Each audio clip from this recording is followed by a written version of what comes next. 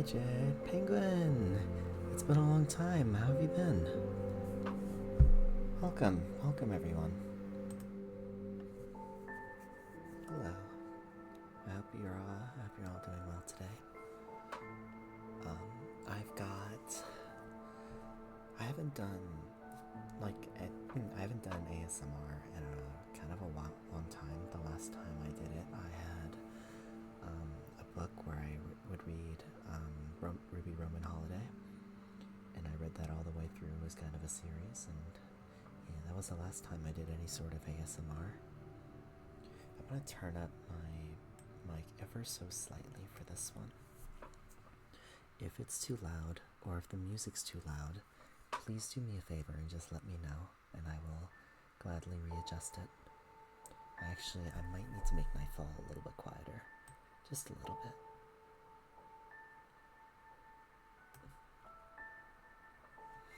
But yeah, I hope everyone's doing well. Now you're fine? Okay, good to know. Alright, so for those of you who don't know, so I've been into a game called Strinova for the last couple of months, courtesy of Nini, and I found that the wiki for it, because a lot of the test or like the beta server for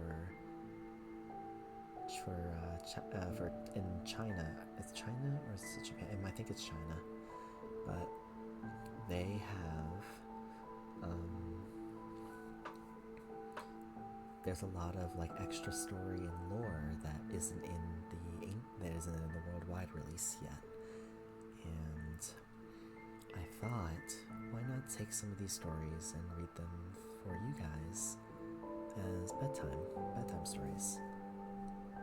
So this is kind of meant for if you're having maybe some trouble sleeping, or if you just want to relax and just listen to someone like read you a story.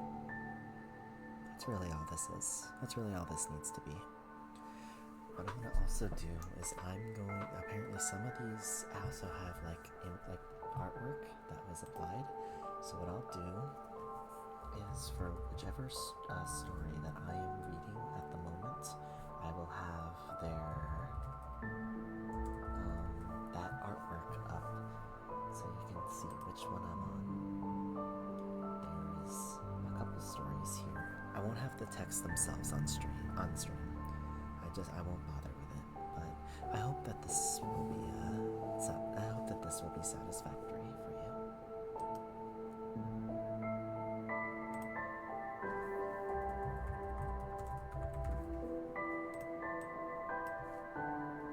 So I'm actually gonna go down the list I'm gonna start with the character stories, and I'll just kind of go down the list, and then I will maybe swap over to other stories.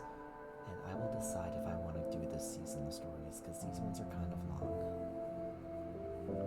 But we'll see how quickly I get through all the others, and depending on how much we get there, I'll decide from there if we want to do some of the other ones. How's that sound? I hope that's okay. Hey Cece, welcome. How you doing? But yeah, let me actually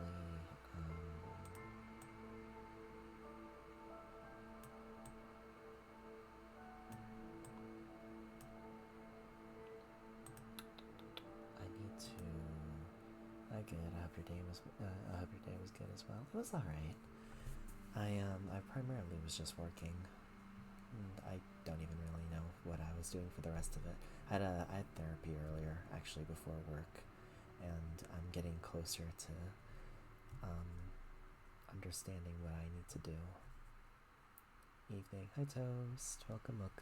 How you doing today? But yeah, just actually start up with that browser source. I'm gonna start with Meredith's story. Thank you for the hydrate, Penguin. And the lurk. Thank you for the lurk. Hope you have a good rest of your night.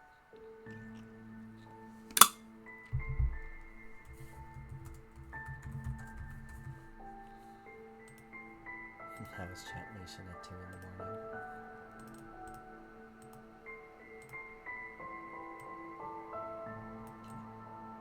So this was the one for Meredith's story. Meredith's character story. Truth-seeking journey. My string sequence node problems are based on discrete reorganization of obsolete string sequences. And then there are non-medical factors caused by long-term high-intensity thinking. What's this gibberish? I don't understand what she's saying. Go see a doctor. Guys, wait. Oh, I should also probably note that this story and artwork is sourced from the official Strinova Billy account, as this content is in Chinese only and has not officially been translated. The following content is the product of fan translation. Chapter 1. An argument broke out in the conference room for the 32nd time this month. Energy, data, weapons, warmongers, PUS worms. Scientists from the weapons testing department and the space theory department sat on opposite sides of the conference table, attacking each other's research, but also each other's character and personality. Such is the nature of the battle of minds between cutting-edge theory and applied science that's been raging for hundreds of years.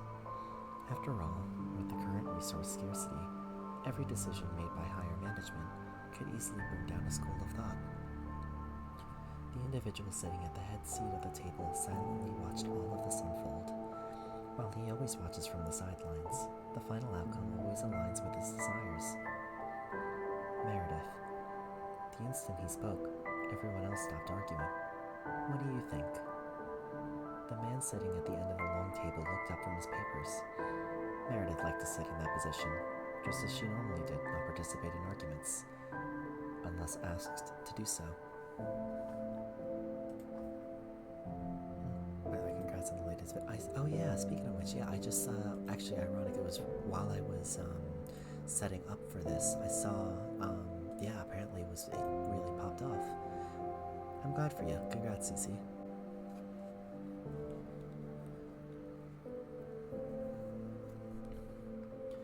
The researcher's rational yet indifferent gaze stared across the conference room directly at the person with gold-rimmed glasses, piercing through her fake smile. Yet neither anticipation nor provocation mattered to Meredith. This meeting had already run way over time, and she had important experiments to complete. It was time to end this. Meredith nudged her glasses into place and interjected. Based on existing technology and current theoretical research, is a large number of Babel crystals that are used in space weaponry. The corridor connecting Strinova with the Earth will no longer be stable. While space weaponry has massive destructive power, the consumed energy is difficult to recover. Nini, thank you so much for the raid. Welcome, welcome. How are you guys doing? I understand that you just got through with Stray, and I was literally there. But hello. I hope you're well. I'm glad you enjoyed the game. For those of you who don't know me, hello, my name is Green Zimmerl. Pleasure to meet you. I'm a variety streamer who primarily plays video-based games and story-based games. And I am returning to ASMR for tonight, as I'm going to be reading some bedtime stories.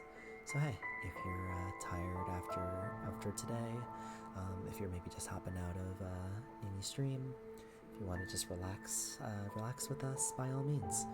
Or if you'd like to go, that's perfectly okay too.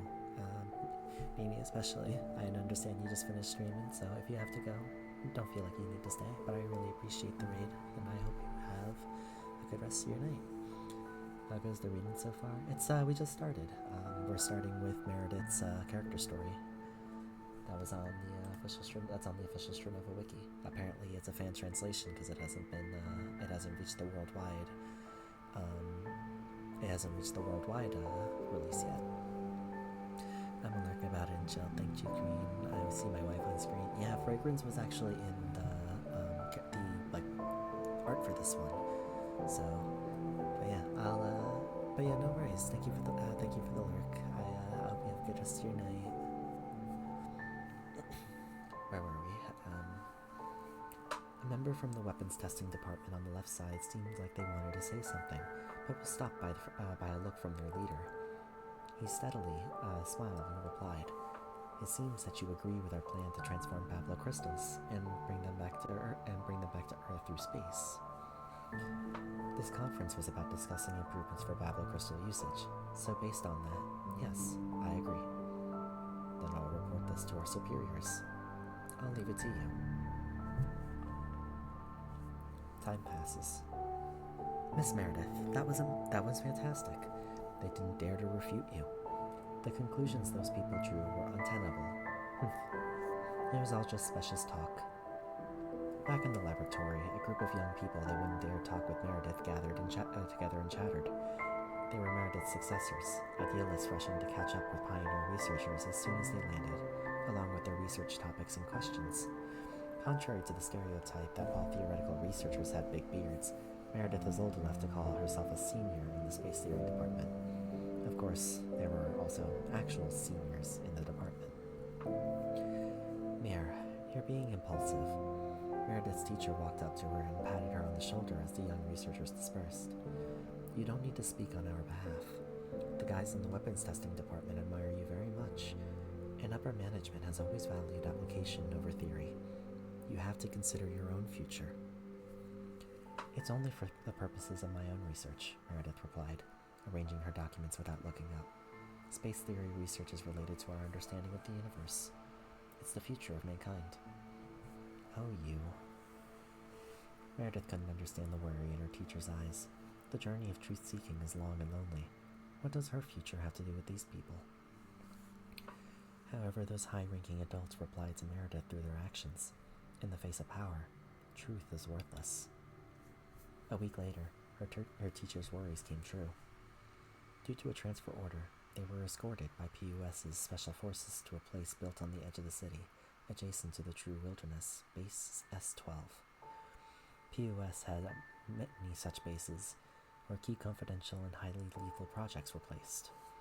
They had spent a lot of manpower and resources to both construct and maintain these bases in fully operational states, in order to continuously provide PUS with cutting-edge results. Due to transfer order, they were escorted by PUS's special forces to a place built on the edge of the city, adjacent to the True Wilderness. Wait, I already read that. My bad. From what I remember, Base S-12 should belong to the Weapons Testing Department. If I'm remembering correctly, Base S-12 is the property of the Weapons Testing Department, right? A young man next to Meredith asked, echoing her thoughts. The special agent leading the team replied in a serious tone. According to orders from our superiors, subsequent experiments at Base S-12 will be overseen by the Space Theory Department. "Teacher, what's going on?" Meredith quietly whispered to her teacher. The white-haired man shook his head. On paper, what they said was that the experiment here encountered some theoretical problems. Upper management decided to assign Base S-12 to us to facilitate the next steps for the Weapons Testing Department. But actually... The old man paused, looking around for a second. "Seeing these faces, you should understand, right?" The dark front gate silently swallowed up a group of people. A huge space weapon was assembled in the test field. Meredith looked up at it. The future of mankind was still unclear, but she seemingly saw what would destroy it. Time passes. Space inside Base S-12 was limited, so the Special Forces team that escorted the researchers that stayed with them in the name of security, but for surveillance purposes in reality. They restricted the researchers' range of activities on the ground on stable True Wilderness space. Although it wasn't explicitly stated, everyone knew the reality that they were facing. House arrest. Despite that, there were some things to be thankful for. Due to the limited living space, everyone lived and ate together, growing much closer with each other compared to their time at the previous headquarters. If they were just colleagues with similar goals before, but they were then indispensable comrades in arms. Even Meredith's cold face didn't seem so unapproachable anymore. Even the newest junior researcher dared to approach Meredith and ask a question while she was writing a report. The originally solemn weapons research base was effectively turned into a college dormitory by the junior researchers, and Meredith was forced to accept the title of Team Lead Researcher. Fortunately, no quarrels ever break out, and we don't have to worry about interacting with other departments. Neither do upper management frequently ask for us for results. Meredith pondered this for a second, then turned her attention back to the laboratory. The two researchers next door were discussing their former hometowns and Earth in low voices, while another group of younger researchers were chatting about business, quickly veering off topic and starting to make loud noises. It wasn't until their seniors shot them warning looks that they smiled back and admitted their mistake. Although the journey of seeking the truth is long, Meredith whispered to herself, retracting her gaze. Perhaps it isn't a lonely one. Wow, Miss Meredith. Dusk. Hi, Dusk. Welcome. How are you doing? Without yells. How is Ghost of Tsushima going? Well, that answers that question.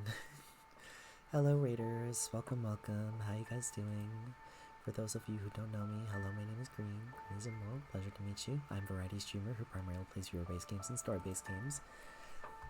And, Kano, thank you so much for the follow. Welcome to the Green Team. How are you doing tonight? Also, it slipped my mind.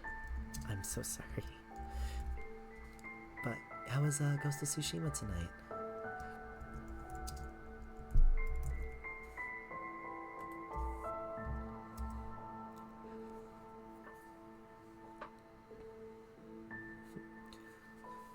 How's ASMR? It's going okay. We just started. We're currently on our first game, or not first game, our first story right now.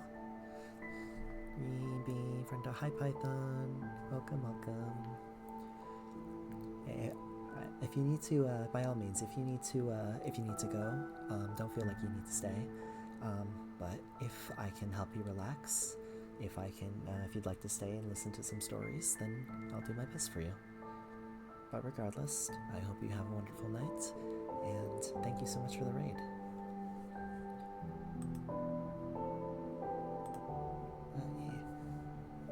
Green River friend. Okay, where were we in the story? Oh. Wow, Miss Meredith is smiling. The corners of her mouth raised by 3 pixels. Quiet down. Yes, ma'am. Hi, Larky's cuz. Larky's cuz now. Old model Double Cringe. I like it. I like your old model. But okay, thank you so much for the lurks. Have a good rest of your night. Normally also I would have audio, but I turned off desktop audio for right now just because sudden change in this is a long clip I'm realizing. But change in audio. No need for sudden noises. But time passes. Life and research progress at a leisurely pace. They would report their results regularly as per the system, but never received any response in return. The only communication with the outside world were the emails from higher authorities, requesting research data every once in a while. The researchers complained that they only wanted data, not conclusions. Thank you for the hydrate.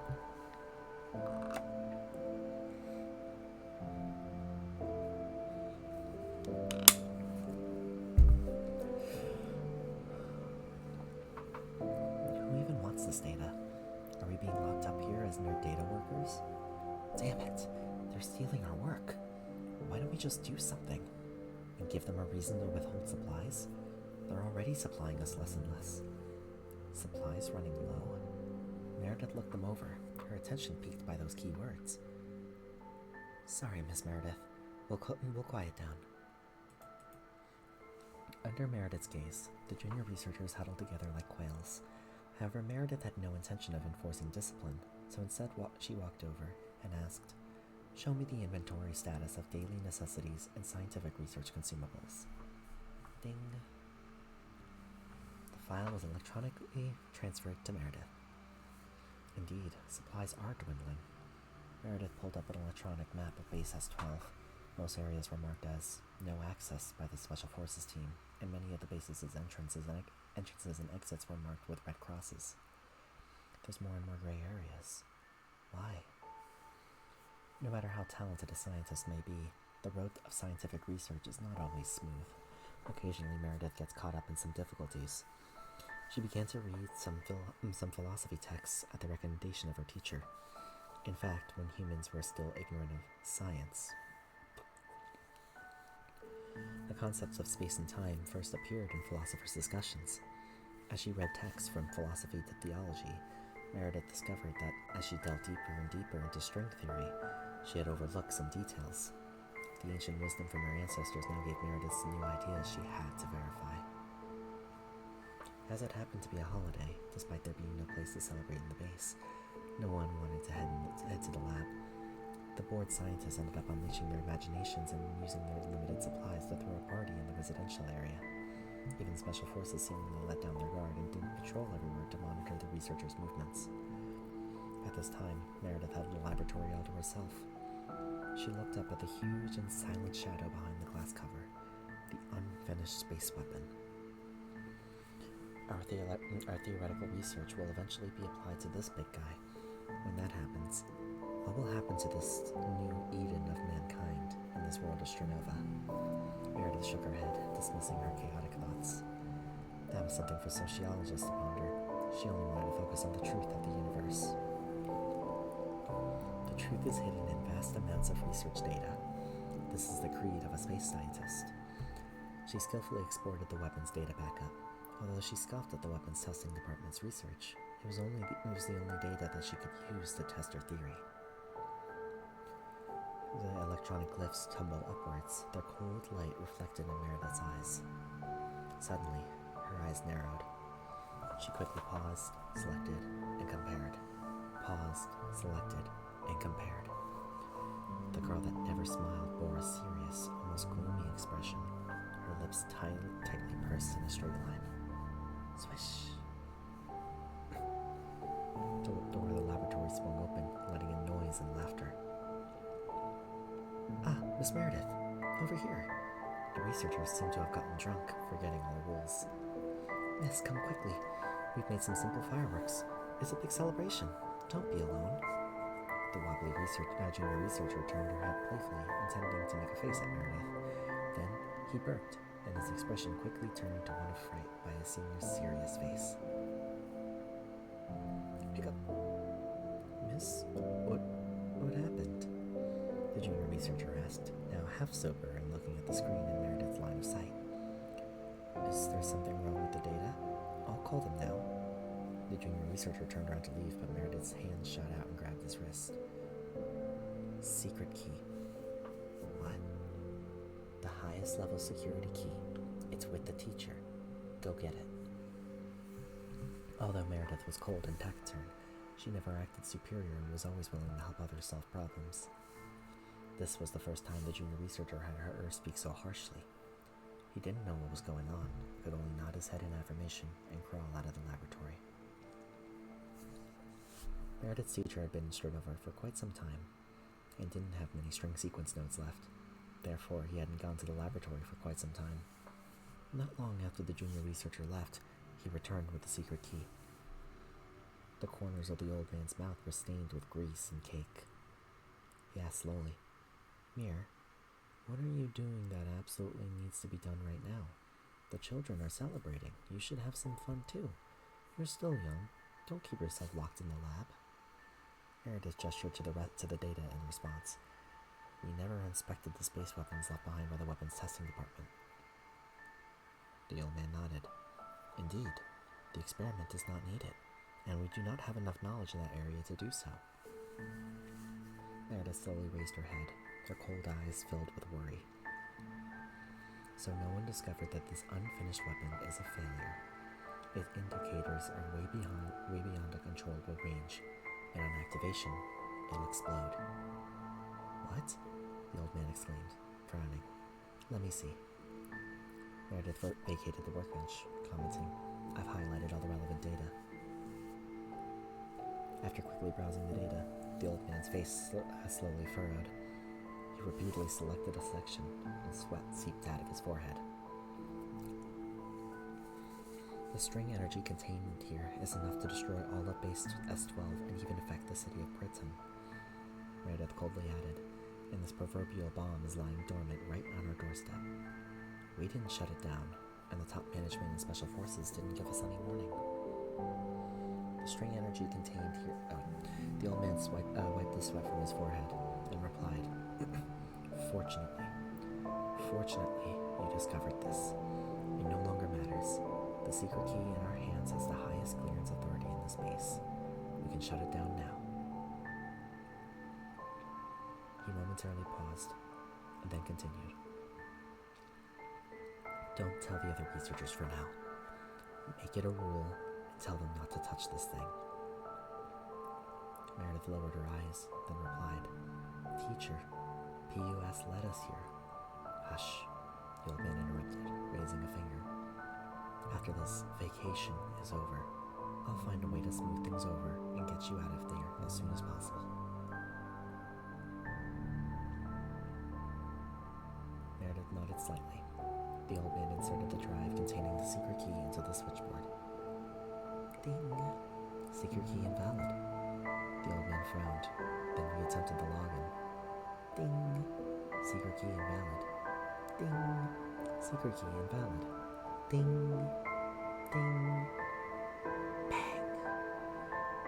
The laboratory door slammed open, and a group of quarreling people rushed in. Hey, what are you doing? We didn't break any rules. Let me go. I want to file a complaint. The previously partying researchers were forcibly funneled through the door by the special forces, driven into the lab like sheep. Meredith and the old man intervened and stopped the fighting. What's going on?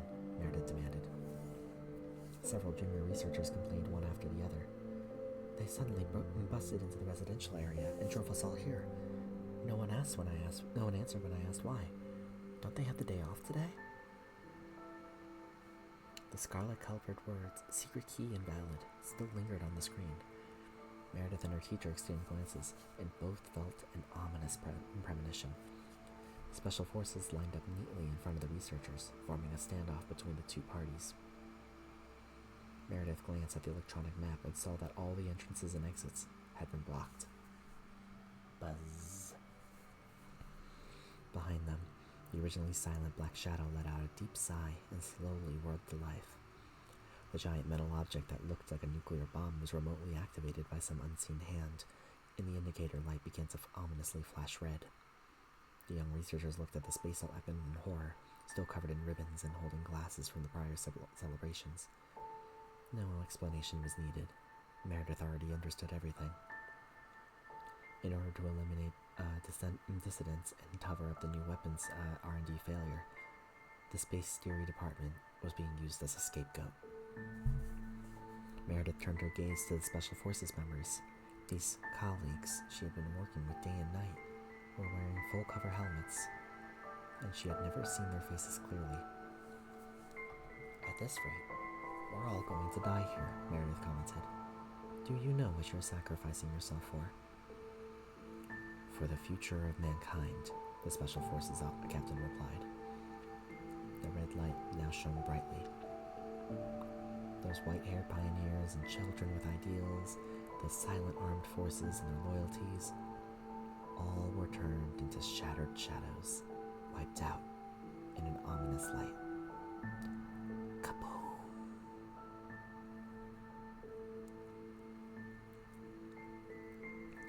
Chapter 2. A loud noise interrupted Meredith's deep sleep. Lying in a dormitory as PUS headquarters, she opened her eyes. How many times have I seen this dream? Or had this dream?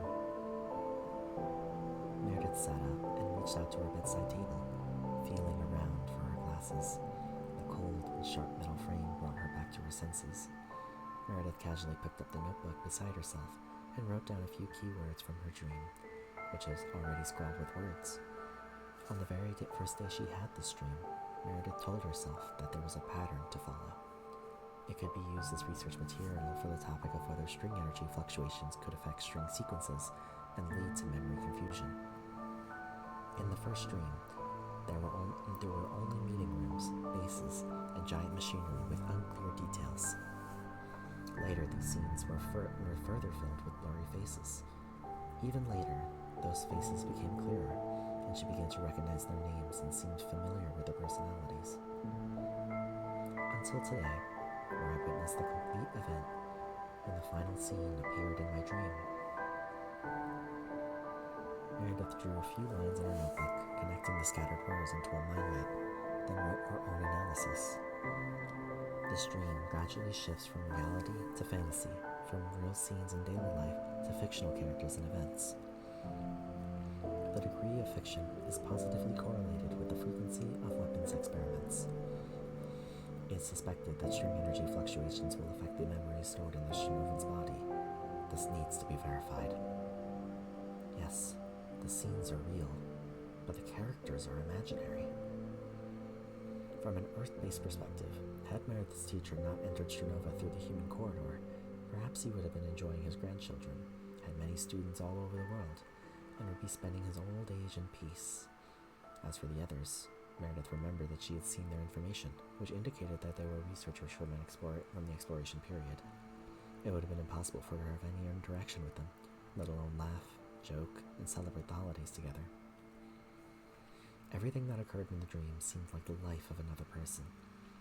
In the dream, she herself seemed like a floating soul, a bystander of this life. Later, she would find an opportunity to research this topic. Meredith closed the book and donned the coat that had been draped over the back of the chair the previous day. The words, Weapon Testing Department, Meredith, adorned the work badge on the coat chest. Meredith had little interaction with her colleagues in the weapons testing department. It's not that she dislikes this group of people, or rarely has emotions such as likes or dislikes. It's just that people with different ideas can't work together. All weapons testing department research was results oriented. To this end, they often resorted to methods such as data tampering, non-standard experimental methods, and distorting theoretical logic. The priority of the truth was infinitely lowered, and all research merely served for the person in charge to reach a beautiful conclusion. This is not how scientific research should be done. Meredith had read the history of POS's development. After the first explorers landed in the world of Strinova, the first group to shine was actually the Space Theory Department. They were pioneers in the field of string theory, and much of POS's current research was based on their past breakthroughs. However, after years of personnel changes, the Space Theory Department had no successors and was thus marginalized. If I could have joined the Space Theory Department in that golden age of scientific research, I would probably be willing to discuss my research with my colleagues, Meredith thought as she walked indifferently past her weapons testing department colleagues.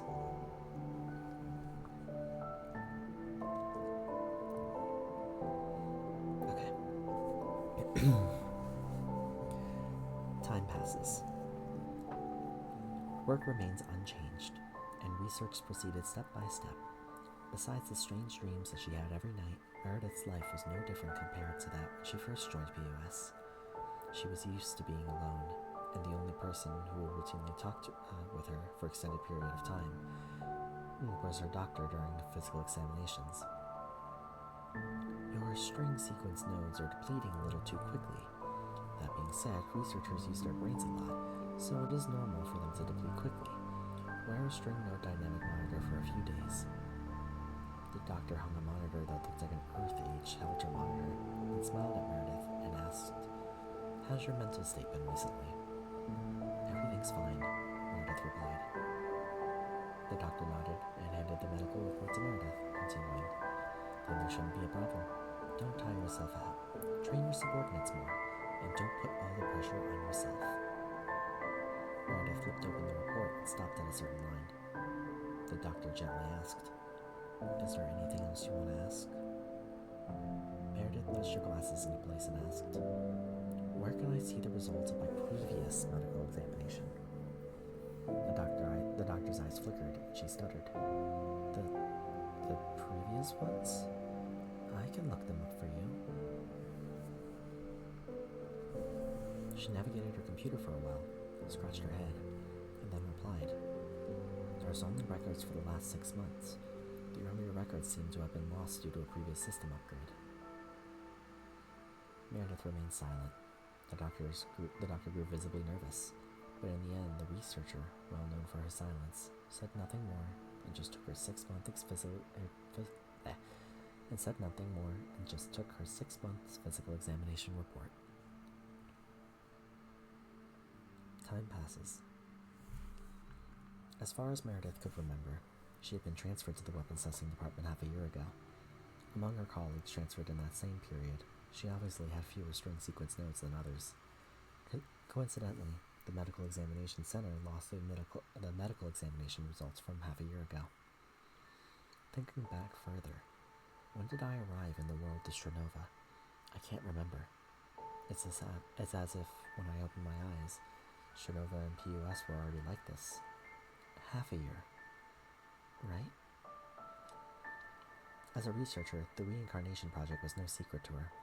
The initial reincarnation technology was not yet mature.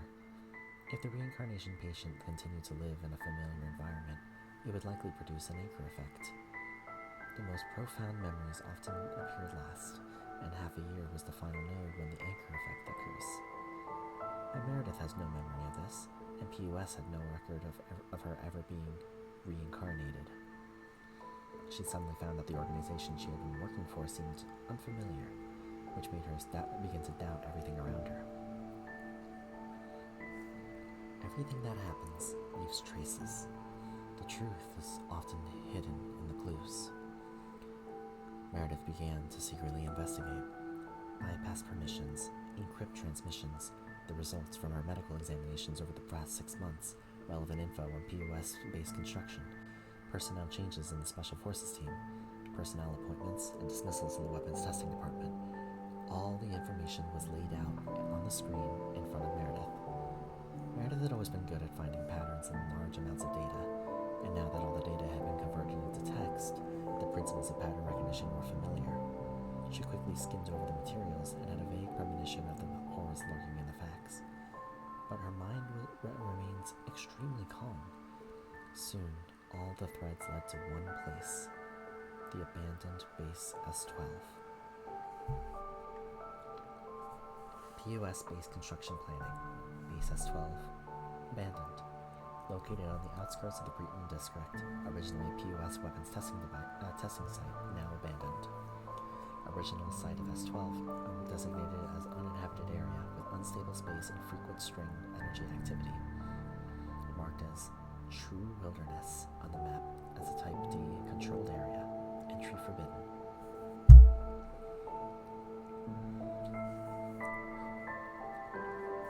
Special Forces Operation Record. Serial number GP-108. Mission type A-level. Staffing 1 senior special agent, 14 normal special agents. Mission objective: carry out Base S-12 blasting mission to ensure successful reset of area around Base S-12. Initiating department, Weapons Testing Department. Signature confirmation redacted. The words in front of her formed a waterfall in Meredith's eyes. Countless clues connected into lines and then wove themselves into a web. Meredith felt dazed for a moment. She closed her eyes and pressed her temples, but couldn't stop the flashbacks, voices, and images in her mind. Mirror, consider your future, a white-haired old man patted her shoulder. Base S-12 is the property of the Weapons Testing Department, right?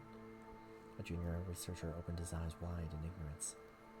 PUS is his usual means. Her colleague sighed in disappointment. Miss Meredith, a noisy but happy scene. Secret key, invalid. An improbable vibrato. Let us go. A cry of despair. For the future of mankind. Kaboom! The memories flooded back. The soul that was previously standing indifferent as acting as an onlooker in the dream fell to the ground, discovering they were actually the protagonist in this tragedy. Meredith suddenly felt a splitting headache and held onto the edge of the table in a daze. As she stumbled around, the name tag on her work clothes fell to the ground and got crushed under her sharp heels. An unbridgeable rift began to form between Meredith and the weapons testing department. Mir? What's wrong? The doctor rushed over and reached out to her hand to help Meredith up, but was soon frightened by the faint light in her pupils. What's going on? God, why did it suddenly... Teacher? No, but who? The familiar name triggered an illusion in her mind. Meredith squinted, trying to make out the face of the person in front of her. Ah, it's the doctor. Right, teacher's already... Meredith pushed her away and pressed on her own temple, asking, How come you're here? Your monitor sent an alarm to the doctor in the back. Meredith glanced at the small device hanging over her body, which was emitting a glaring red light. The turbulent memories gradually subsided, and the ominous string light disappeared from Meredith's pupils. She stood up, readjusted her glasses, and asked again, I mean, how did you know I was here? While investigating PUS's secrets at their HQ, Meredith conducted a lot of clandestine work. No one should enter this laboratory. Who are you? I can't really hide anything from you, it seems, the doctor replied, gradually restraining the overly exaggerated worry on her face. She pulled out a swivel chair and leisurely sat Meredith down. Let me introduce myself again, the doctor politely initiated. I am one of the organizers of the Hand That Cradles. Miss Meredith, you must have a lot of questions right now. Perhaps I can answer some of them for you.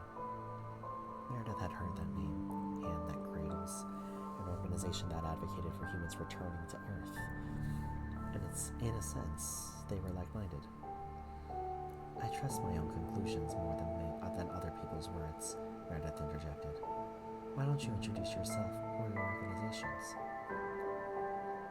The doctor spread her hands, then replied, Okay, I'll tell you a bit more about myself. We believe that migrating to the world of Strinova was an incorrect choice, and the closing of a human corridor might be a POS conspiracy. Since this space has such abundant energy and a power vacuum, as the pioneers, they want to take it for themselves. After all, POS is just a scientific research institution that needs to answer to investors on Earth. But here, they're all powerful. Of course, such greed will inevitably backfire. The emergence of collapse syndrome is one such warning. Even if POS tries to use reincarnation to treat it, it won't change anything. The doctor gestured, then added, not to mention that there are many forces secretly involved in string sequence resets under the guise of reincarnation. I believe you experienced it firsthand, correct? The pioneer of the original space theory department, Miss Meredith. Meredith didn't respond and instead dropped her eyes, lost in thought. The doctor continued. The top brass at PUS are very good at playing political games. The accident at Base S-12 was declared to be a reverse string accident after all. No one would be held accountable for the natural disaster. According to the Special Forces, they sent out a death squad to conduct the S-12 space reset mission. Their superiors told them that Base S-12 needed a large-scale explosion to reset the space before it could be utilized more fully. And so those loyal soldiers with dreams of becoming heroes were buried with this conspiracy along with you purge targets. And as you can see, Base S-12 is abandoned, and thus their self-righteous sacrifice was worthless. Only your mind was still valued to PUS executives, so they pulled you back. She paused, extending a hand to Meredith and continued. Valuing theory, but ignoring the human being, PUS is unworthy of a good scientist like you. Join the Hand That Cradles, Miss Meredith. Let us return to our homeland with all human beings and precious energy. That's quite the inflammatory speech, Doctor, Meredith replied, clapping her hands together expressionlessly. But that won't be enough to convince a scientific researcher. Meredith stared the doctor straight in the eye. The This person wasn't forthcoming, did not give her name, and kept trying to stir her emotions with words. If this were other people in the space theory department, they would probably be indignant and thus eager to join. But now, Meredith is just a ghost that had passed through fire and betrayal, gone through reincarnation, but still suffering from the tortures of memory. Through that shock, all the emotions she once had turned into strings of light. Meredith pondered this, pushed her glasses back into position. What I need to know is your goals, your methods, and why you want to win me over. The doctor was stunned momentarily, then quickly adjusted her tone and replied with a smile. I'm sorry for being rude. Since you're such a pragmatic person, I'll get straight to the point. Babla crystals are essential to opening the human corridor. PUS is extracting a large amount of energy to stabilize living areas in Strinova, and thus the human corridor was forced to close, making a return to Earth no longer feasible. Our goal is to return this energy to space and reopen the passage between Strinova and Earth. Meredith's face darkened. Just like PUS blew up Base S-12, you hope to let the power used for habitation to power the spatialist channel, thus turning this city into a wilderness. You could say that, the doctor confirmed, because this is the only way for the human race to survive. Everyone at the hand that cradles is prepared to sacrifice their lives for this. We need a space theory expert to help us, the doctor continued in a more sincere-sounding tone. Idealists would rather die fighting, but we also want to minimize the impact of innocent civilians in the process so they can eventually return to Earth as well.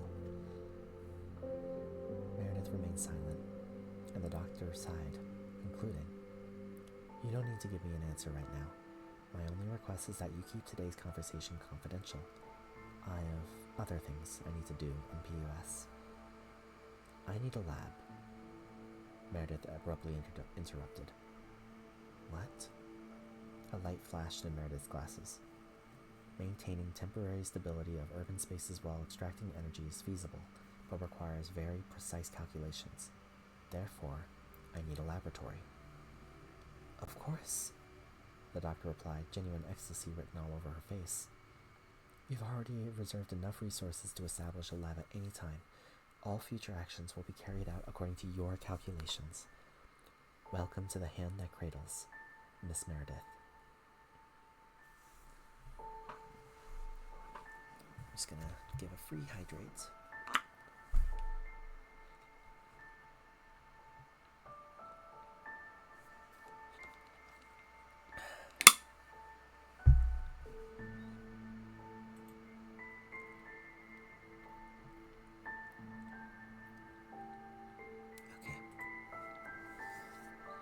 My lips feel very dry.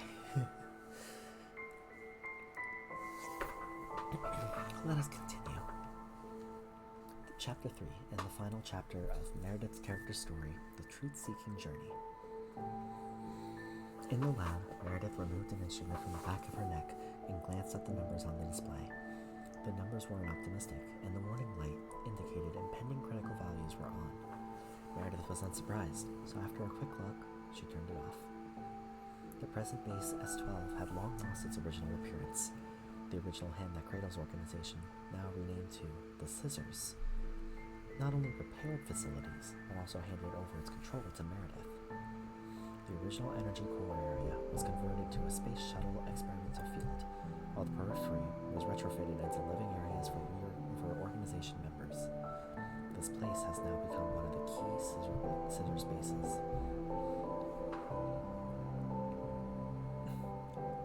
As the actual controller of the base, Meredith rarely appears or talks to the other members, except for operational instructions. She preferred to spend most of her time alone in the laboratory and almost never left. When the doctor asked her where she wanted to build her laboratory, she chose this place without hesitation. Although the reason given was that Base S-12 was once a scientific research base, there are still many facilities left, and bases that are easy to rebuild. PUS is very secretive about the events of that year and wouldn't set foot here. But there was still an irrational voice whispering in her heart. My former colleagues and mentor returned to the sea of strings and the explosion. So in this world of Strinova, where everything is composed of strings, will they stay in the space string form? Excuse me. Hi, Miss Rosa. Welcome, welcome. How you doing? Hope you're well. Here to relax tonight? Well, when they look on it now, will they be relieved or resentful at my survival? Whenever Meredith hit a bottleneck in her research and stared upon her precarious string sequence nodes, she would stare in a daze at the empty laboratory, alone. Her string sequence node counts were very low, not only because of fatal injury from the explosion, but also excessive emotional fluctuations and energy consumptions in the process of recovering her memories. Old friends became permanent pains, and on the scissors' journey of resistance, people are destined to leave like them.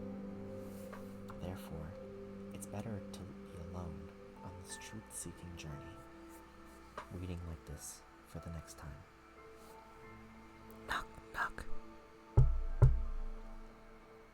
A knock at the door disturbed Meredith's thoughts. Miss Meredith, are you inside? A gentle female voice softly asked. It was Fragrance, the sister's perfumer.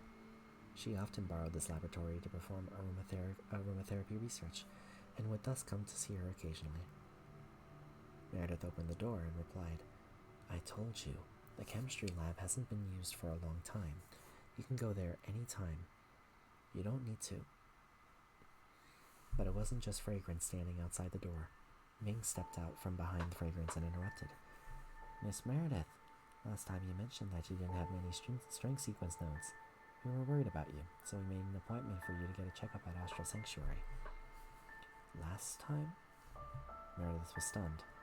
Oh, it seems like I mentioned it casually. I didn't expect them to remember. Meredith shook her head and replied, This experiment isn't done yet, and as a string theory researcher, I know the reason. I don't need a checkup. Meredith shook her head and replied, This experiment isn't done yet, and as a... How can researchers be the same as doctors? Ming interjected, placing her hands on her hips. Besides, even if we know the cause of the disease, we still need doctors to treat it. Meredith stared at this poor student in string theory with a bit of a headache and retorted. Missing string sequence nodes isn't a disease. My condition isn't within the scope of a doctor's diagnosis and treatment. Besides, I've already prepared for the worst. We have to know. We have to try to know. Ming winked at Fragrance, and the two of them quickly grabbed Meredith's arms from either side. Miss Meredith, you haven't even seen, so how can you say that? Senna! Thank you so much for the raid. Welcome, welcome everyone. How are you guys doing? For those of you who don't know me, hello, my name is Green. Green's a role. Pleasure to meet ya. I'm the writer streamer who primarily plays role-based games and story-based games.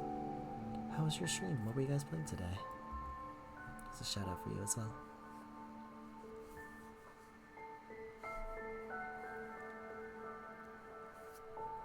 But we're just I saw some ASMR and we were so curious. Yeah, we're reading some bedtime stories basically.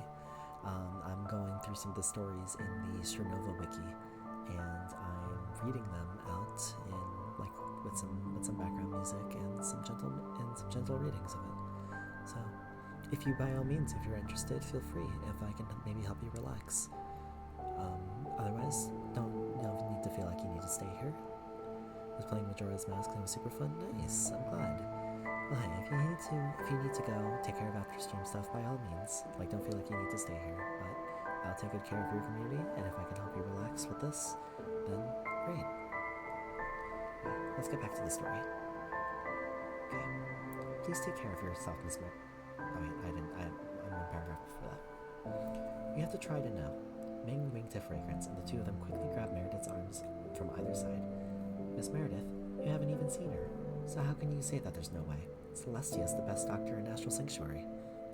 I do need to go feed myself, but I shall lurk. Have a wonderful stream. Thank you, Senna. Have a good rest of your night. I appreciate you. Please take care of yourself, Miss Meredith, Fragrance added. While her voice was gentle, her grip strength with anything but. Everyone at the scissors cares about you quite a bit. Wait. Time passes.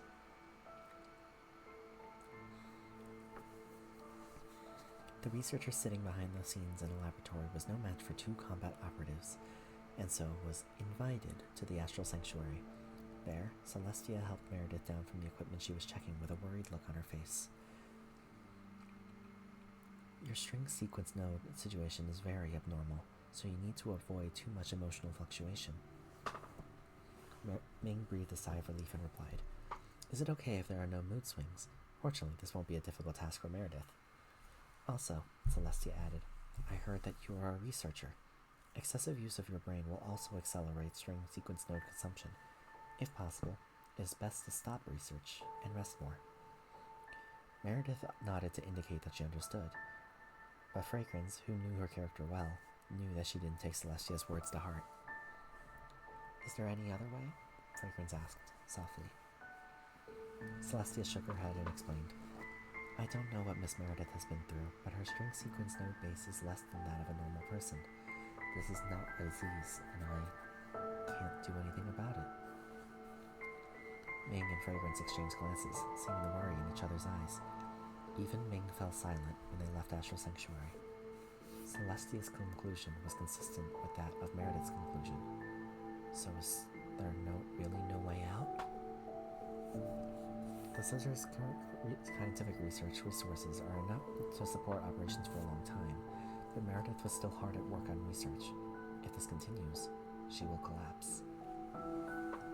At least let her slow down and stop for a while. Maybe someone will find a cure for collapse syndrome later on, one that doesn't require reincarnation. Meredith didn't know what the people around her were thinking, so she misconstrued their concerns in another direction.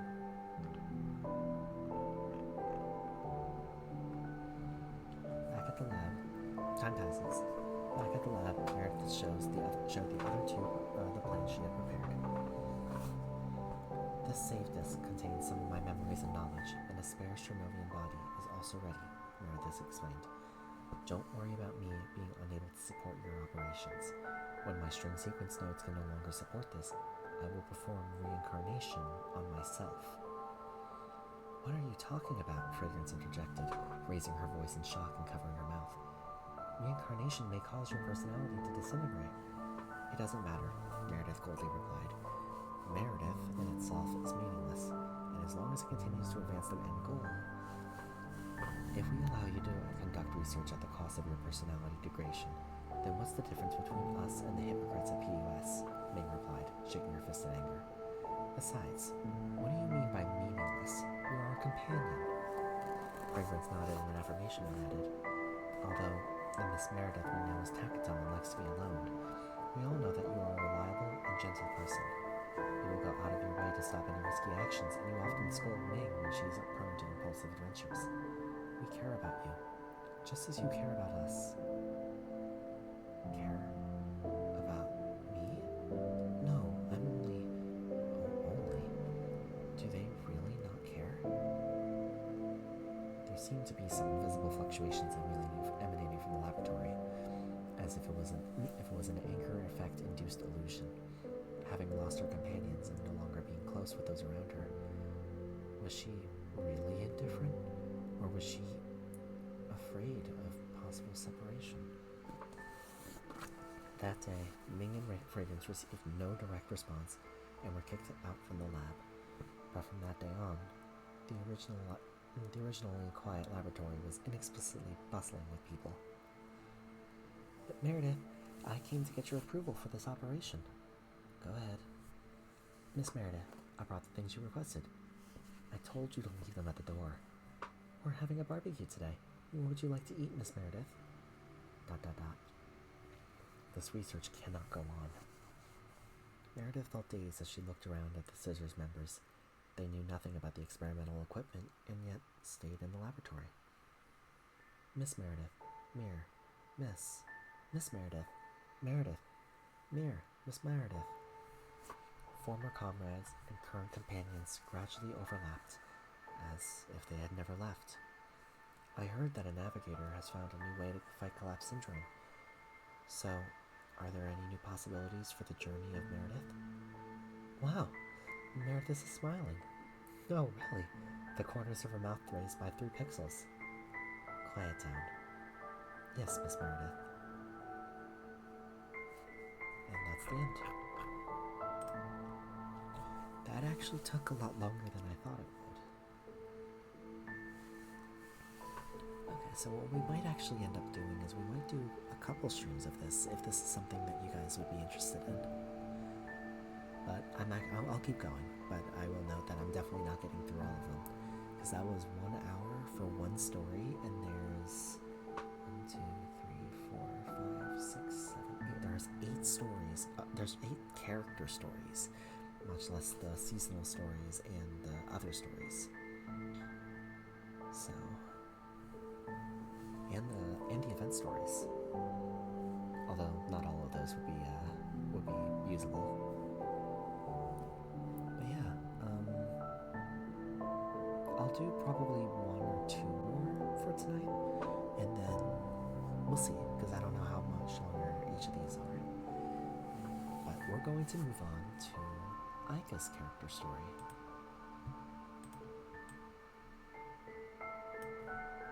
Let me change the image.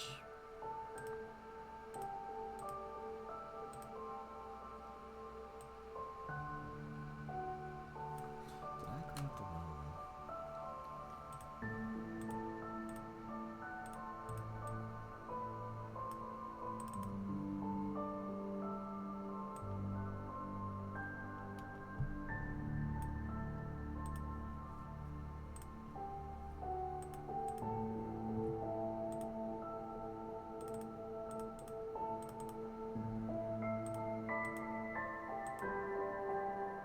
There we go, much better. Not the same dimensions, but it doesn't really matter. Okay, Eika's character story. This is another one where the content is in Chinese only and has not been officially translated. The following content is the product of fan translation. Eika's character story, the spark of growth. Adults say that children just need to do their own thing, but as a super string, even if I can't save the world, I must protect my hometown. To everyone in Britain, please perform with me. Okay, real quick, before we get officially started, I'm going to go make a quick meal for myself. So, the music will continue. I'm just going to be on the BRB screen for real quick. But don't worry, just allow yourself to relax, and I'll be ready shortly. Or I'll be back shortly.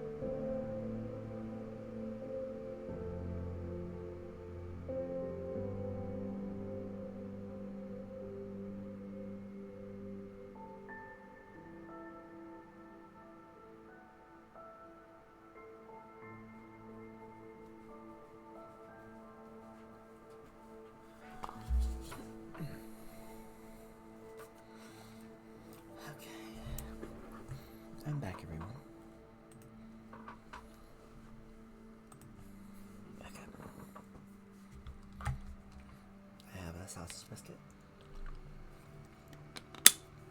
Welcome back. Thank you. Yeah, let us get into Eika's character story, The Spark of Growth.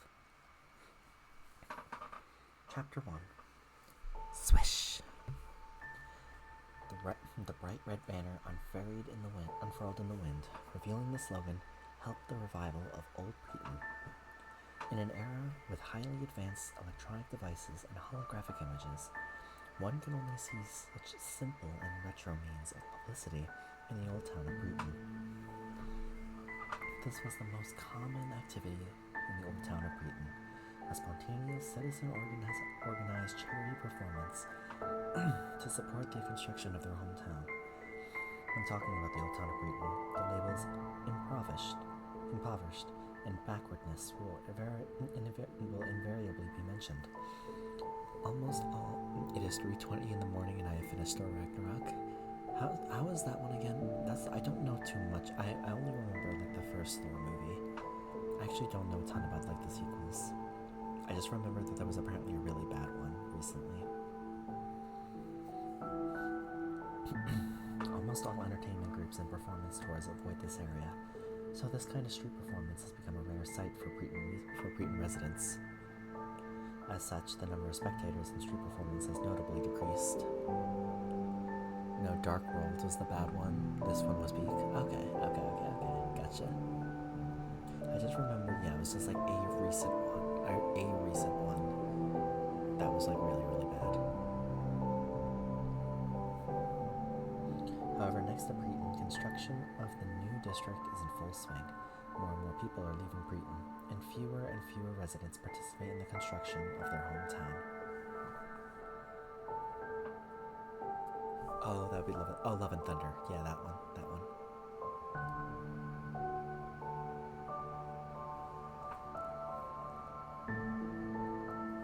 On a slightly rainy day, several high school students in school uniform were busy setting up a canopy over a simple stage, placing speakers and tuning their instruments. Eika's still not here. The band's drummer wondered aloud, checking the time. Maybe she's busy helping her family deliver takeout. Don't worry, we're still quite early, so she probably won't be late, the guitarist comforted her. As soon as she said those words, an enthusiastic voice rang out in the distance. Sorry, I'm late. I'm sorry for the wait, everyone. As soon as she said those words, the girls turned their heads to look. Bright red hair danced through the rain like a blazing flame as Eika, carrying a large box on her back, stopped in front of them, panting. Some energy supplements courtesy of my dad. When he's done, he'll come over to support us. And I want to sneak one more in before Silk Song Weekend. Yeah, you do that. Eika opened the insulated food box labeled "The Hometown" and took out a hot lunchbox. Here, one per person. Wow, the girls exclaimed, gathering around her. Wow, your dad's cooking skills are so good. Are still so good. Eika wiped the rain off her forehead and placed the insulated box aside. She then took out a few handwritten posters that read, "Participate in the construction of the new clinic. Get free band accessories," and pasted them onto the insulated box, using it as an improvised promotional board. With time to spare before their scheduled performance, the band members proceeded to eat their lunches while discussing the latest popular accessories in music and art in city. I wonder when Miss Economy will hold a concert in Preton, the drummer remarked, raising her drumsticks and pointing to the tall buildings barely visible on the skyline. The guitarist grabbed some plums from her lunch and replied while eating. The new district is already building a new venue. Maybe we can not only invite Miss Economy, but also get an opportunity for our band to perform on stage. She nudged the bassist sitting next to her. Don't you agree? Well, the bassist looked at her optimistic companion with a complicated expression and replied, Will the venues in the new district really be open to the old Preton? Despite being called the new Preton district, it had nothing to do with the old Preton. The new district was far away from the old town of Preton, and it seemed that no one thought of building a transportation line to connect the two, a form of silent refusal. The atmosphere quickly became gloomy, and even the sausage bento, shaped in the likeness of a small octopi, didn't seem appetizing. Amidst the sadness, Eika stood up, clapped her hands, placed her hands on her hips, and exclaimed, Don't get discouraged. Although we can't go see Miss Conley's concert for the time being, we can bring her music to Preeton through our performances. Cheer up, everyone. Cheer up. Everyone's looking forward to our performance. You country bumpkins who have never seen the world. Who would want to watch your shoddy performance? A mocking voice jeered from behind. The girls in the band turned around and saw the provocateurs were a few boys in school uniforms, emblazoned with the same school badge on their chests. They are a well-known young masters group at Eika's school. They were considered rich, and would most likely leave Preeton and follow their parents to live and study in the big cities. To them, Preeton was more like a stain on their lives, a poor hometown they didn't want to mention. Therefore, they were always dissatisfied with people who actively worked for Preeton. They only dared to secretly mock the charity activities organized by adults, but they were not so polite to Eika and her high school classmates. They kicked over the insulated box, staining the handwritten poster in mud and water, smudging the handwriting. Then they knocked over the instrument stand, sending the guitar head crashing to the floor. What do you think you're doing? Eika shot up and stood in front of the girls. That violent anger ignited, and the flames in her palms were about to burst out. Whoa, calm down, Eika, the bassist interjected, rushing and grabbing Eika's arm. Upon seeing Eika's angry eyes, the members of the Young Masters group didn't want to continue the confrontation, instead cursing under their breath and leaving. Eika shook her hands to extinguish the already ignited sparks in her palms and snorted. We'll teach them a lesson next time. She trotted for a few steps and then squatted beside her friend, who was busy checking the guitar. The guitar? Is it okay? The guitarist replied with teary eyes. The headstock is cracked. This is my only guitar. I'm sorry, Eika. I'm afraid today's performance... What are you talking about? This isn't your fault, Eika retorted, picking up the guitar. I know a very capable sister who can definitely fix it. Let's head back and rest for today. There will be more performance opportunities in the future. After comforting her band members, Eika looked at the finally completed stage, sighed, then smiled. Come on, Eika. We will definitely have a successful performance next time. Eika, a timid voice came from behind. The bassist's hands were clenched so tightly that her knuckles turned white. What's wrong? Did you drop something? The bassist bit her lip, and then suddenly bowed deeply. I'm sorry, Eika. I can't be in the band anymore. Eh? Because of what happened today? Don't worry, I promise I won't. It's not because of that, the bassist explained, her face flushing with embarrassment.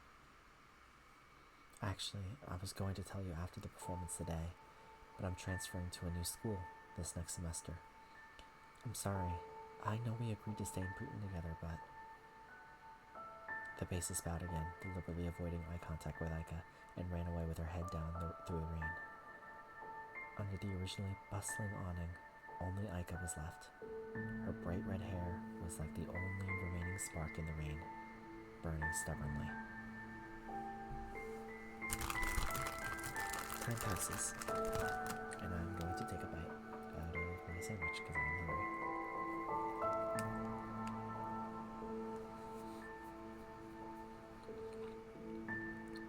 Hope you guys enjoy the movie night, by the way, tomorrow.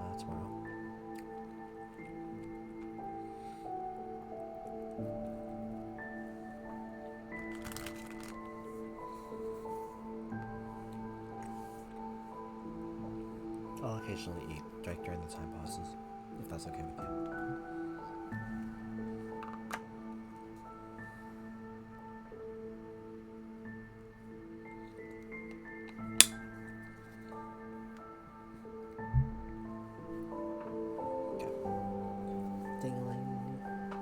It was a rainy day, so there weren't many customers in the restaurant. The owner heard the door chime and looked up to greet the visitor. Welcome, Eika. How come you're back? Eika dropped the insulated box on the side and plopped onto the bar with an audible thump. The show was cancelled, she explained. She turned her head, with a rare look of confusion in her eyes. Dad, why do people want to leave Preeton? This is obviously our home. Hey, what happened? Mind telling your dad? Eika explained to her father the events that response. The elderly father laughed and ruffled Eika's hair. The meaning of a hometown is not that important to some people. Everyone decides differently regarding whether to leave or stay, but they all want to live a better life.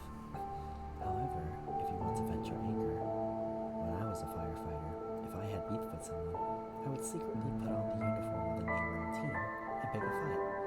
I was never caught. Eika's father winked.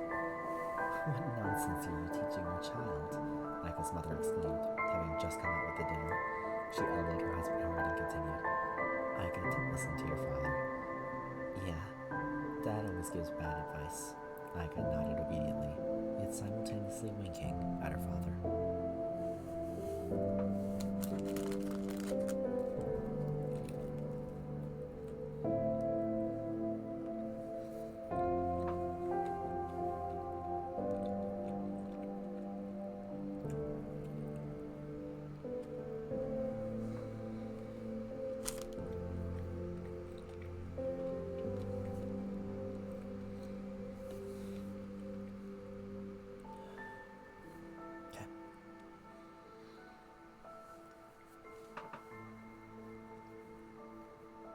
Chapter 2. Did you hear? The young master got beaten up. The most talked about topic at Breton High School recently was the story of the leader of the young master's group being taught a lesson by a bitch girl. Rumor has it that the offending party was wearing an unfamiliar school uniform. Some knowledgeable classmates say it was the uniform was a popular style in Arton City Private Middle School. The young master wanted to strike up a conversation as a junior student, but instead ended up getting thrown over the shoulder. The flame that appeared out of nowhere in the girl's hand burned off his eyebrows. The young master asked, "Why did you hit me?" The girl snorted coldly and replied. I don't know if it's because it's 3:30 or if the ASMR actually worked, but I'm getting eepy now. Good night, toast. I'm glad. I hope this was helpful. But yeah, I hope you have a good rest of your night. I'll talk to you later. Alright.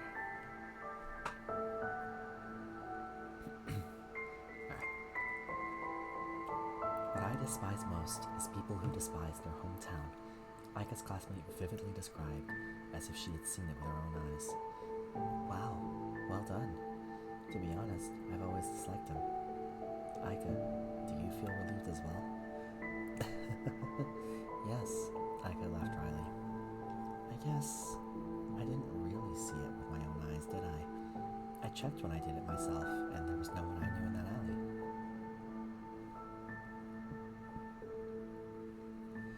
Eika rubbed the corner of his clothes uncomfortably. The school uniform was given to her as a performance costume by Sister Ming. She said that it used to be the school uniform of a Scissors member when they were still in high school. Despite being a bit old, the quality was very good. Eika, up to that point, had never been willing to wear it as a disguise to conduct chivalrous acts. It was quite a good outfit. This operation went smoothly. Can I continue? After teaching a lesson to her classmate who looked down on her, Eika seemed to have opened the door to a new world. Although the people of Breton are united, bad people still roam the streets. Since Sister Ming doesn't come back to Breton often, someone should maintain order in the streets. Only by this way can everyone's charity activities and performances be conducted in a more stable environment. Time passes. Because the person involved had transferred to another school, the story was quickly forgotten after a few days. The students started discussing a new topic, a mysterious hero who had recently appeared in the streets of Britain. Some people had wild theories. Have you heard about the fire girl active in the dark alleys? Some say she's the eldest daughter of a wealthy family. She's a dignified lady and a good student during the day, but dresses up as a hero at night. There are also some people who spoke from There are also some who spoke from personal experience. The convenience store next to my house was smashed by the hammer gun because it bought some albino goods. The next day, I heard that the hammer gang was punished. Their hair was even burned off. Could it be the legendary super strength? Wow, a new urban legend. Since the Red Hero retired, we haven't seen such a person in Preeton for a long time. There are also those with more creative desires. This is our authentic Preeton hero. I drew fan art of her. Look, the fire in a dark alley. So beautiful. Can I use it to make postcards and chains? Of course. Great. Eika, do you want a keychain? What? Eika mumbled, raising her head with an absent-minded look. The one who wanted to order some merchandise was the drummer in Eika's band. Morning, hi Vic. Welcome. How you doing, Vic? It's been a while since I've seen you. I hope you're doing well. The one who wanted to order some merchandise was the drummer in Eika's band. She asked curiously, "A new street hero. Haven't you heard?" No, I haven't heard of her. Eika replied, smiling dryly. That's weird. Aren't you usually the one who likes these kinds of things? Why are you so distracted? I'm going to take an exam soon, so I'm studying hard. Hey, but when you handed in your homework today, didn't you say you wanted to rehearse again? Didn't you not even finish your homework because of this? The class monitor came over. Strange, very strange. Could it be? Eika's friends squatted in front of her desk and asked in unison. Could it be that you know the true identity of the street hero? I'm good, applying for jobs and PhDs and finishing my thesis. Nice. I'm glad that seems to be going well for you, man. You gotta tell me more about it sometime soon.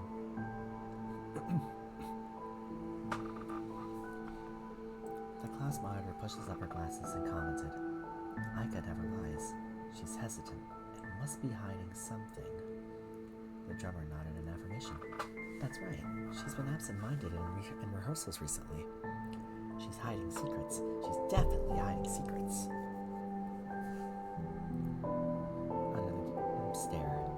Under the gaze of her friends, Eika's face became hot, and she quickly suppressed the flame particles that felt like they were about to stream out of her ears. No, I've been busy with a lot of things at home lately, so I haven't had time to chat with you guys about gossip. Eika explained, begging for mercy. Tell me the story of this new hero. I'm really curious. Her fellow classmate saw attention was successfully diverted, and they started talking enthusiastically about the urban legend and the hero who was shrouded in mystery. Eika breathed a sigh of relief, and tears began to flow down her face. If I had known earlier, I would have been more low-key. But the flames jumping in the darkness are, by destiny, unable to remain low-key. Eika's heroic career continued in the dark, seemingly rekindling the enthusiasm of Preeton's residents towards reviving their hometown. Charity activities held to revive Preeton became popular once more. Okay, that's chapter 2.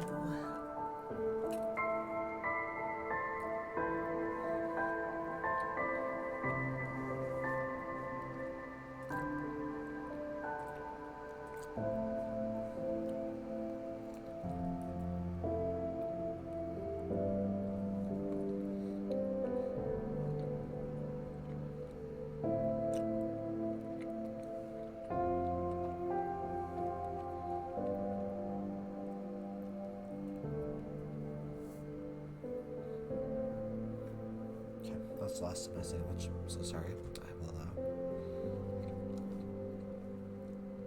get back to reading.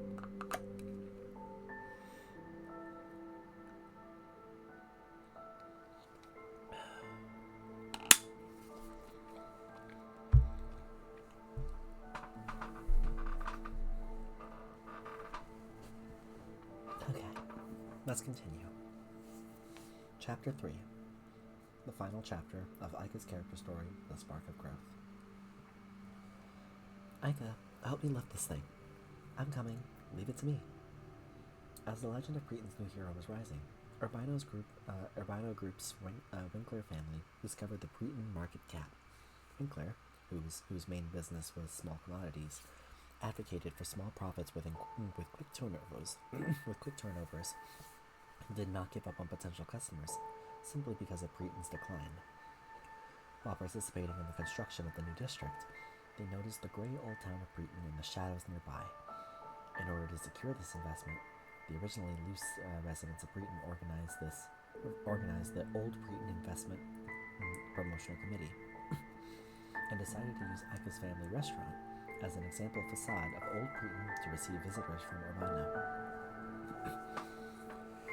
To this end, Eika's family was busy for several days on end. The dining table was covered with a new tablecloth, the worn leather cushions were wiped and oiled, and even the kitchen door curtain was replaced with one decorated in a more popular pattern.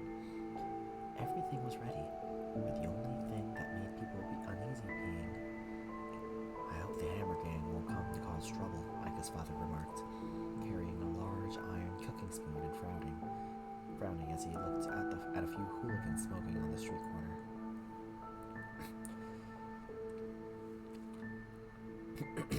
Sorry. The Hammer Gang is a local gang in Breton that had been around for many years.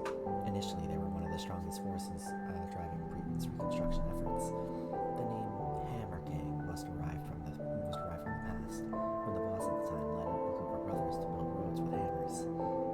Later, Breton worked with several investors. However, after draining Breton's resources and manpower, instead of helping Breton develop, they left it a mess. The Hammer Gang raised their tools again and drove away those blood-sucking bugs. In order to enable Breton's residents to lead normal lives once again, they took charge of the procurement and distribution of basic necessities. However, with the completion of Breton's reconstruction and several generations of Hammer Gang bosses, the former protectors of Breton became obstacles to Breton's development, forgetting their original intentions of protecting Breton from unwelcome outside influence.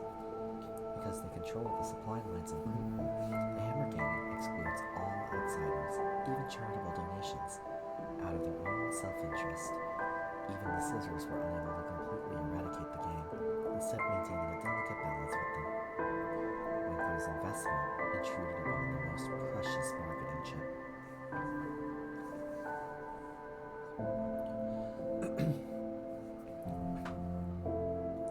Time passes.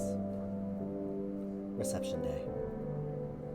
Winkler's visitor walked into Eika's family restaurant with a critical look on his face, took out a handkerchief and wiped the seat. Seeing that the handkerchief was as clean as new, he nodded with satisfaction and sat down with dignity.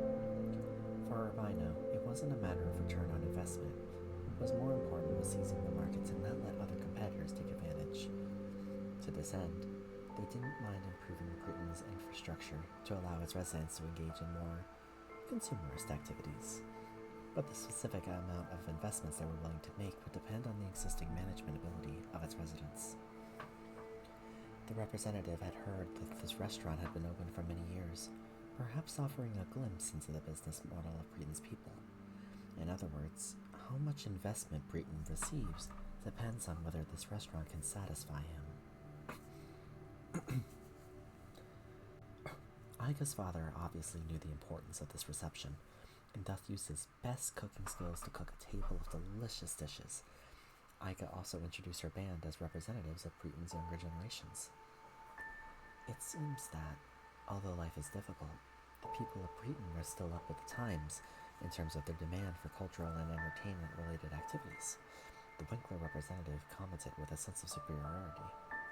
"Your restaurant is also doing very well, and would be very suitable as the first stop for Winkler product promotion."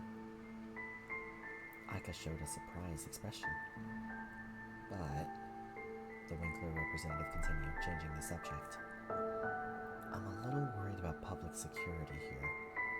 I have heard that Breton is highly autonomous, and there are frequent conflicts between local gangs. Does the maintenance of public security depend entirely on individual initiative? I've heard that the person maintaining law and order recently is a mysterious girl in a school uniform. Isn't this security a bit..." "No problem. She'll definitely protect Winkler's property," Eika blurted out, subconsciously raising her hand. "Oh? How can you guarantee that?" The Winkler representative questioned, giving a nonchalant smile. "Little girl, I know you high school students love this kind of story, but we businessmen don't believe in urban legends. The Urbino Business Alliance has its own security team, and even hires superstrings to oversee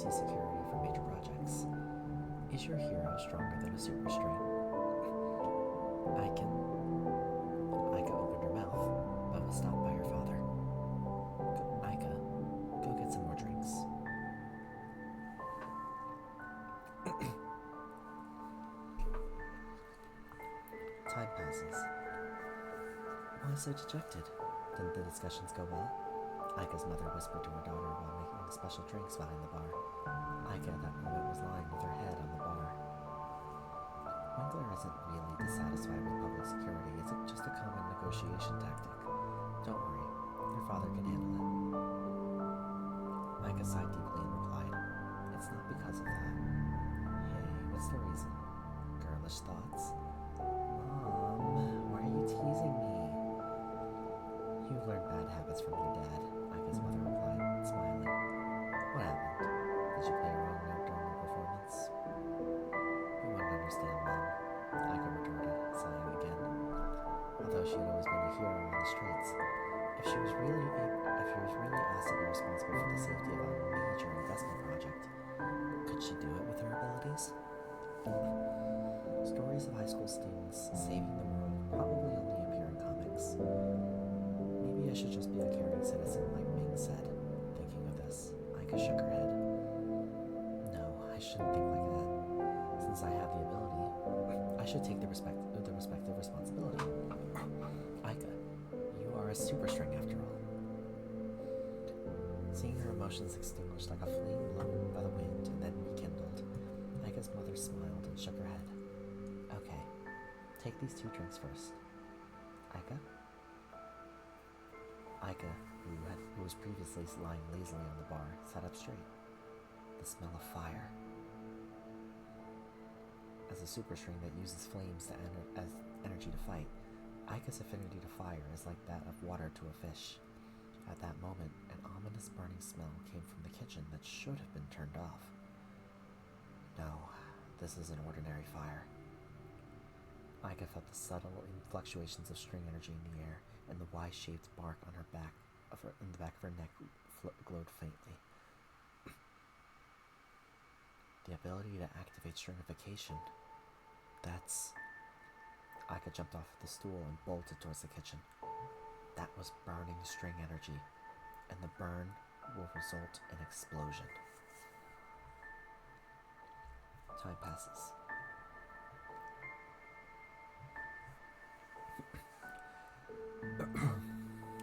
Eika rushed to the kitchen. On the stove that should have been extinguished, a small crystal was emitting a blue light. She had heard Sister Ming talk about this kind of thing before. According to her, a very small amount of Bablo energy could be extracted from food and other daily necessities, and said energy could be compressed to create earthen incendiary bombs. This type of incendiary bomb doesn't emit a lot of heat and ignites the surrounding area quietly. By the time it's discovered, it's usually too late to remedy the situation, making it best suited to clandestine arson operations. If it weren't for her power over fire, Eika probably wouldn't have noticed until the fire reached the door. Eika looked at the skylight in the back kitchen. The window was held open, and some cigarette ash fell on the windowsill. It's the Hammer Gang. They want to sabotage the reception. If Winkler, who had already tried to lower the price citing security concerns, found out the restaurant had been set on fire, then the investment might... Stop it. I have to stop it. There's an ad break right now. Should I stop for the time being? I'll take a break. I'll stay in here.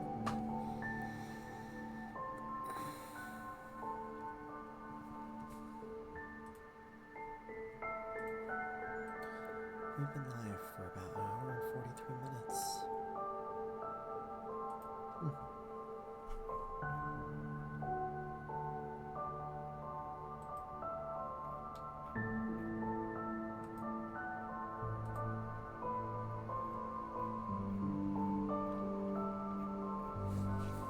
There's so much in this one I have to catch up on.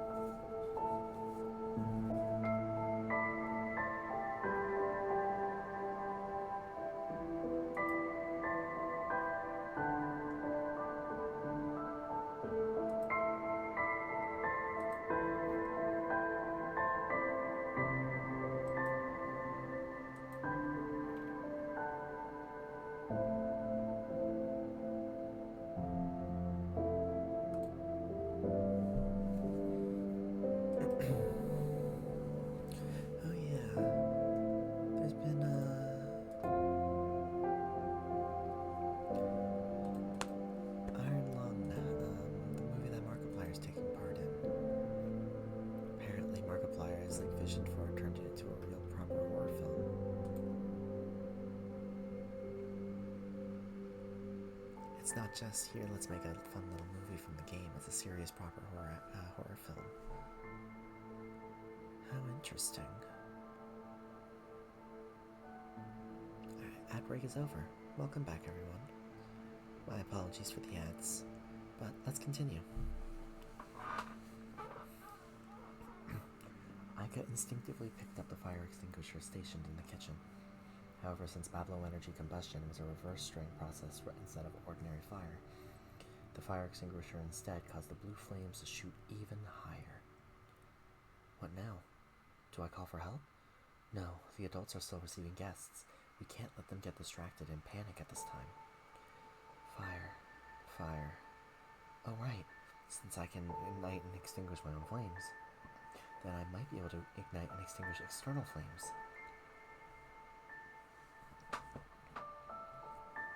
Eika gritted her teeth and stretched her hands out towards the raging fire. The first thing she felt was pain. Unlike her own docile flame, the burning Bablo energy was like an untamed horse, resisting the presumptuous person who tried to control it. The string sequences vibrated dangerously. The red and blue lights in Eika's eyes intertwined and danced, and the string energy symbol on the back of her neck flickered as if it were breathing. A fiery red flame burst out from her hands, wrapping around the terrifyingly blue flame like a tornado. But the blue fire quickly counterattacked, snaking up Eika's hands. I can't be discovered, Eika thought, as swallowed her cry of pain and focused all her attention on controlling the flames. The red and blue flames rose and fell like two dancers fighting for dominance in a dangerous tango, where the dance floor was confined to the burning area between the red-haired girl's ends. The fire stopped spreading. This is fine. Just need to hold on until the reception is over. As Eika thought this, sweat oozed from her forehead. Her hands also glowed dangerously, and she was on the verge of collapse. Even if her will was strong enough, even a Strinovan's body could not withstand such a continuous burn. The blue flame took this opportunity to spread and engulfed the shelf next to Eika. Not good. If this continues, I must control.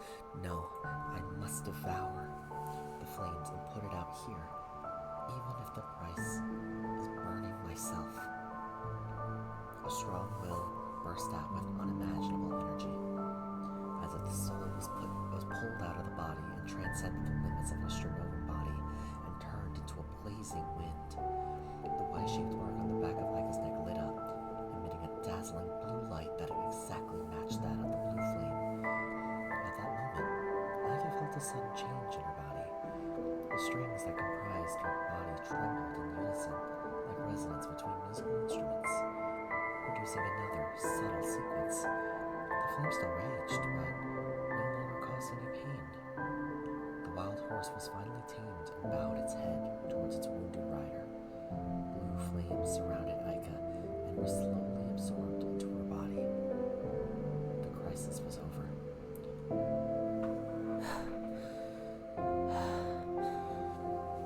Eika breathed heavily, her arms still stretched out stiffly in front of her, having not yet recovered from the fierce struggle.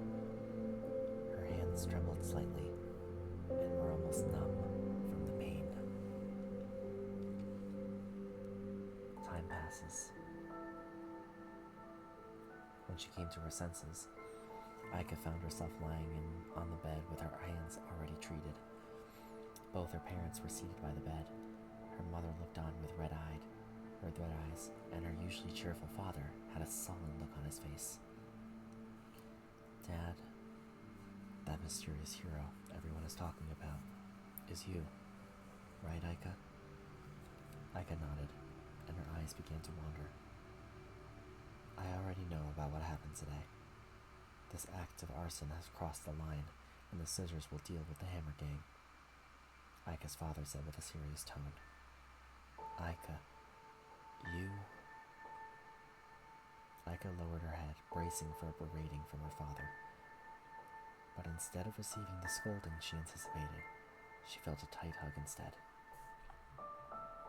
You've done well. I'm proud that you're my daughter. You did a great job. Look how badly you've been injured," her mother added, wiping away her tears and gently pushing her husband aside. "I'm sorry, Eika. It's our fault that you had to deal with such a dangerous situation." "Dad, Mom," Eika sniffed, smiling vigorously. "It's because I was trying to protect you all that I could become so powerful. Dad always says that everyone has their own individual mission in this world. As a super string, I have my own mission as well." Eika clenched her still numb fist. "High school students can't save the world, but at least they can protect their hometown." Time passes. After disappearing for a while, Breton's mysterious heroic girl resurfaced. Eika, the sole delivery worker of the hometown restaurant, was said to be active on the streets once more after her exams. The restaurant used a lighter insulated box, but the food upon delivery seemed warmer. The red-haired girl shuttled through the streets and alleys like a jumping flame, lighting the hope of life for the people of Breton. Ichi! Welcome everyone, how you guys doing? For those of you who don't know me, hello, my name is Green is Emerald, pleasure to meet you, variety streamer who primarily plays fear-based games and story-based games. Hi hi Ichi. Let me give you a shout out real quick. How was Overwatch? I hope the games went well today.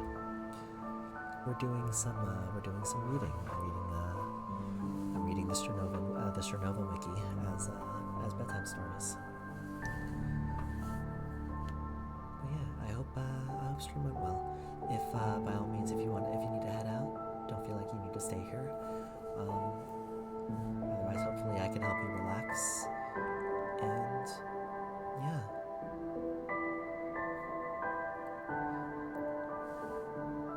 We're currently actually wrapping up Eika's story right now. So if you wish to stay, by all means, please do. We're going for a very cozy and comfy vibe here today.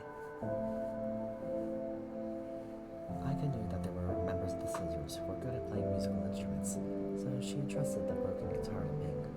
A few days later, the guitar was returned not only repaired, but with Konami's latest stickers on it as well. The street side gang was reconstructed again. The street side stage was reconstructed again prior to the end of the semester. This time with Winkler's sponsorship. It wasn't just a simple awning. The girls in the band gathered around Eika. "This is going to be the last performance with all of us together," Eika said with a firm resolve in her eyes. "I definitely won't play a wrong note."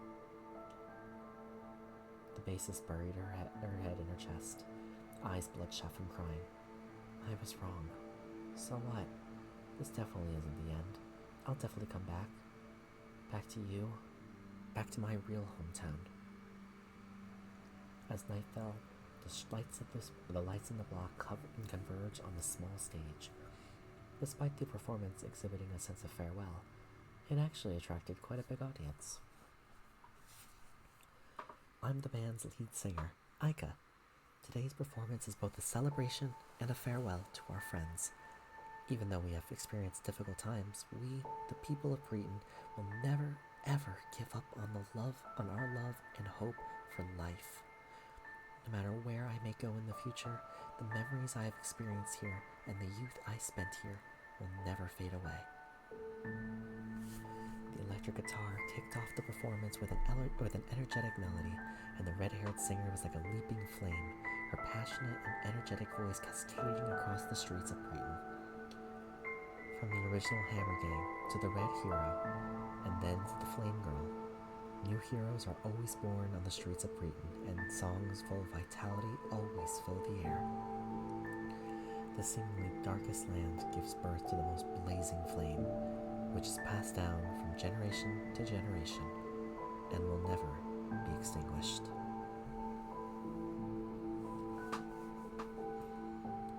And that's Eika's character story, The Spark of Growth.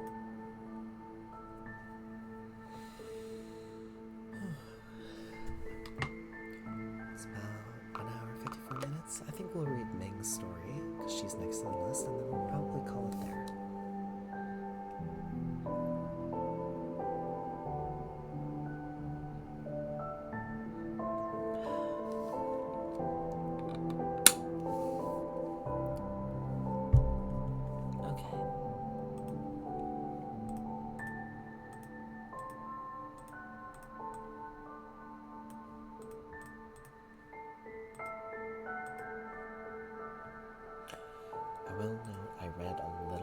this one, not too much, but I read a little bit of this one when I was searching to see what in the Strinova Wiki I can make proper stories out of. Okay, I have to go practice my Dutch, but thank you for waking me up in a good mood today before all the chaos from Silk Song. No problem. I appreciate you stopping by. It's funny because ASMR was supposed to help you help people fall asleep. If you're waking up from it, it's pretty funny. But yeah, by all means, hope you have a good rest of your day, Victor. And yeah, you can expect Silk Song from me too. But okay.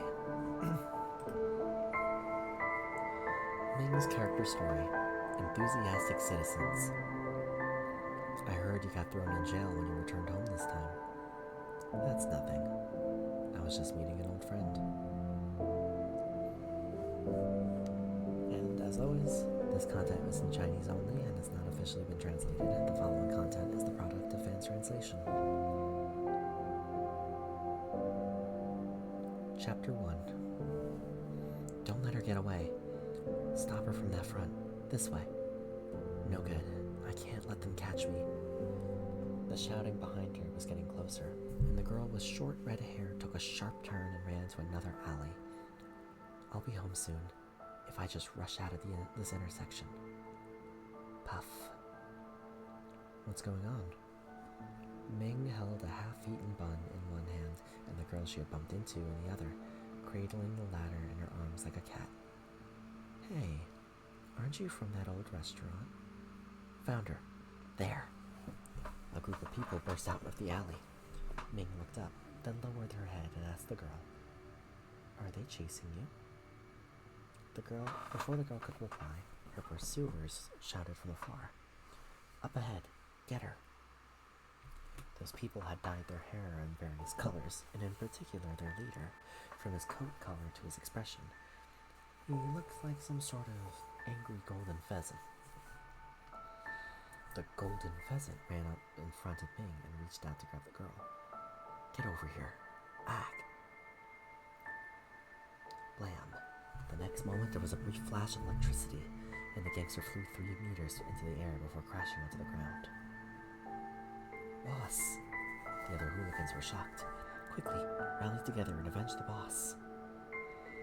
A few moments later, all the colorfully dyed-haired gangsters were lying on the ground with bruised faces and broken noses.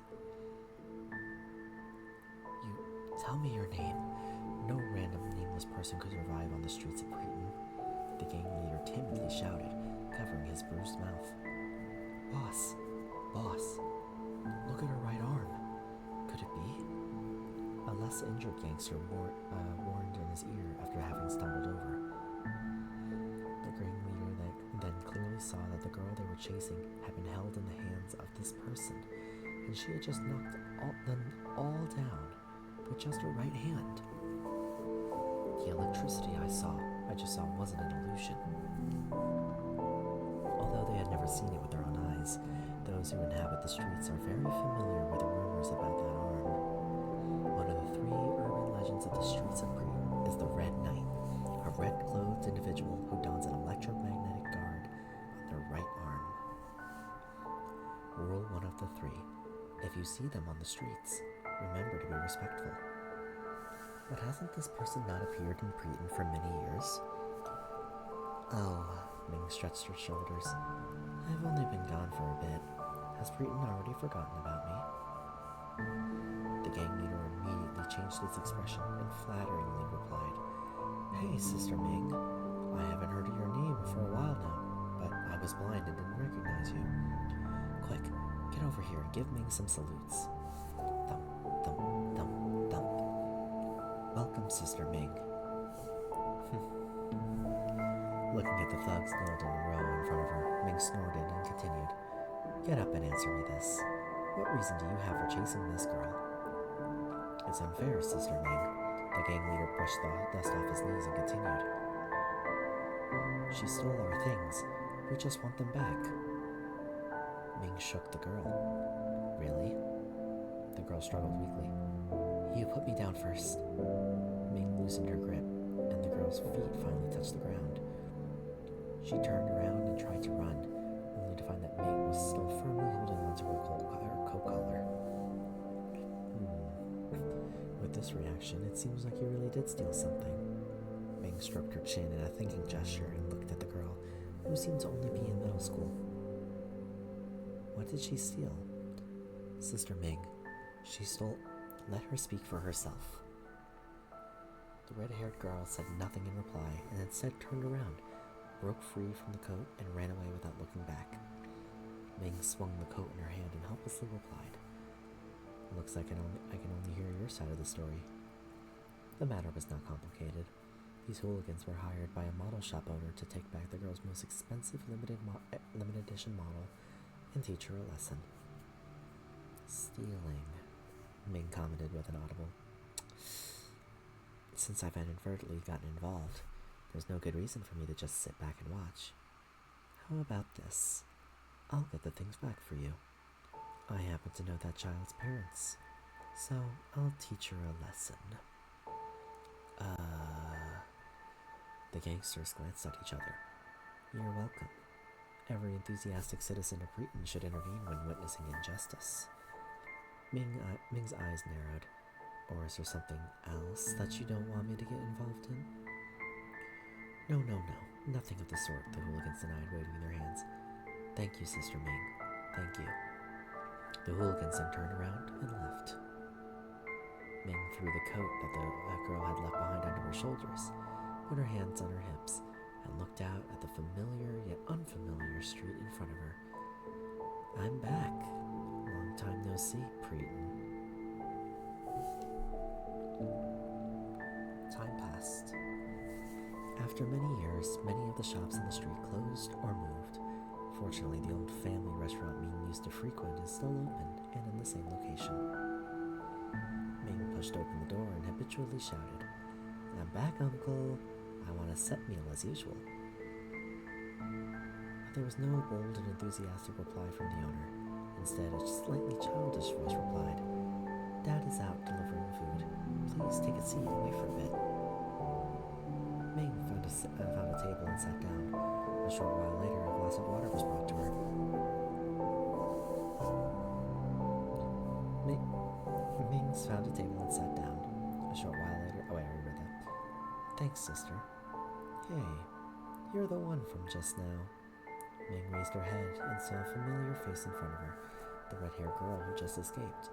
She was now wearing the restaurant's work clothes and was staring at her with wide eyes, growing stiff all over like a frightened owl. Here, your clothes. Ming handed her the coat on her shoulders. The girl received the clothes in a stiff manner. Are you my uncle's daughter? Ming asked casually, taking a sip of water. The girl nodded stiffly. Oh, you've grown so big. I could hold you in my arms when I was a kid. Ming raised her hands to approximate a length and commented, You were newly born then, and you were only this small. The girl started to cry. Today's a terrible day, and my dad happens to be out. Boo-hoo. When will my dad come back? As if the girl's prayer was heard, the wind chimes at the door rang. Eika, are there any guests coming? A heroic voice sounded, and the girl seemed like she instantly found her savior. Dad. However, before she could rush over to complain, another voice completely drowned her out. Hey, Uncle. Long time no see. The shop owner looked over with a surprised expression on his face and laughed. Look who it is. It's been so many years you finally decided to come back home. The girl watched helplessly as her savior patted her enemy on the shoulder like a good brother, laughed and called out to her. Come over and say hello, Eika. This is Sister Ming, remember? When you were a kid, you always asked to hear her stories. Without even registering her daughter's expression, he turned around, put on his apron, and walked towards the kitchen. Same old, right? You two chat while I go get the kitchen fired up. And that's how my savior leaves. The girl smiles timidly. Hello, Sister Ming. I didn't expect that you're still my little fan. Ming laughed cheerfully and gently patted the girl's head. Why don't we sit down and have a chat? The girl, with tears in her eyes, sat across from Ming in a standard posture, as if she was seated in class for a lecture. As soon as her butt touched the chair, Eika heard her childhood idol ask the question she least wanted to hear. So, what's the deal with that model? Ming heard another version of the story from the girl. People living in the city of Breton don't have high incomes, and the toys children have are usually old and outdated. If you could get a new or even limited edition model, you would become the envy of your friend circles.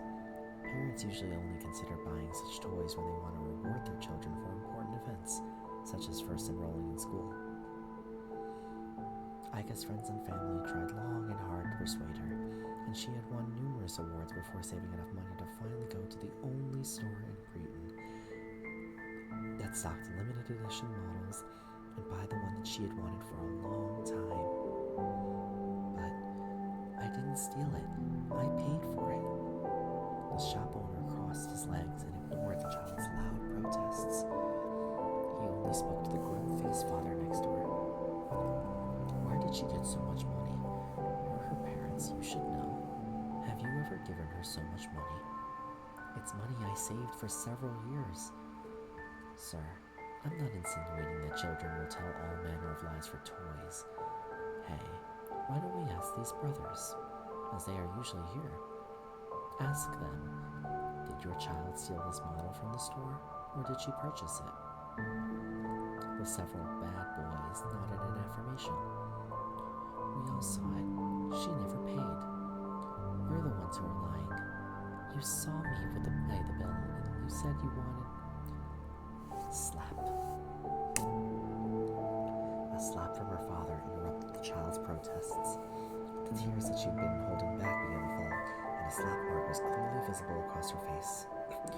The father ignored her child's protests and held her head, apologizing to the store owner. From that point on, he never gave her pocket money. As the girl spoke, she completely forgot about her previous quarrel in the street and her reservedness in front of her idol, and her face turned red with indignation.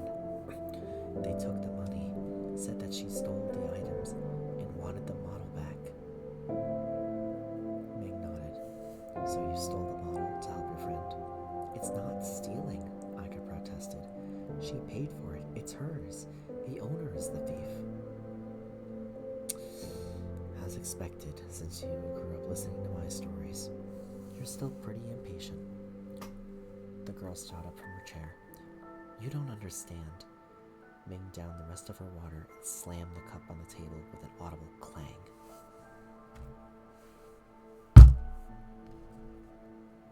Little Eika, let me tell you a story.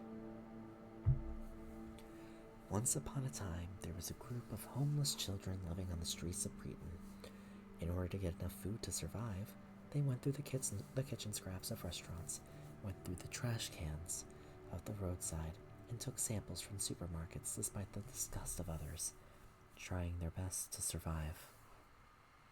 Later, something was stolen from a store on the street where they were active, and the owner's son pointed out a group of children.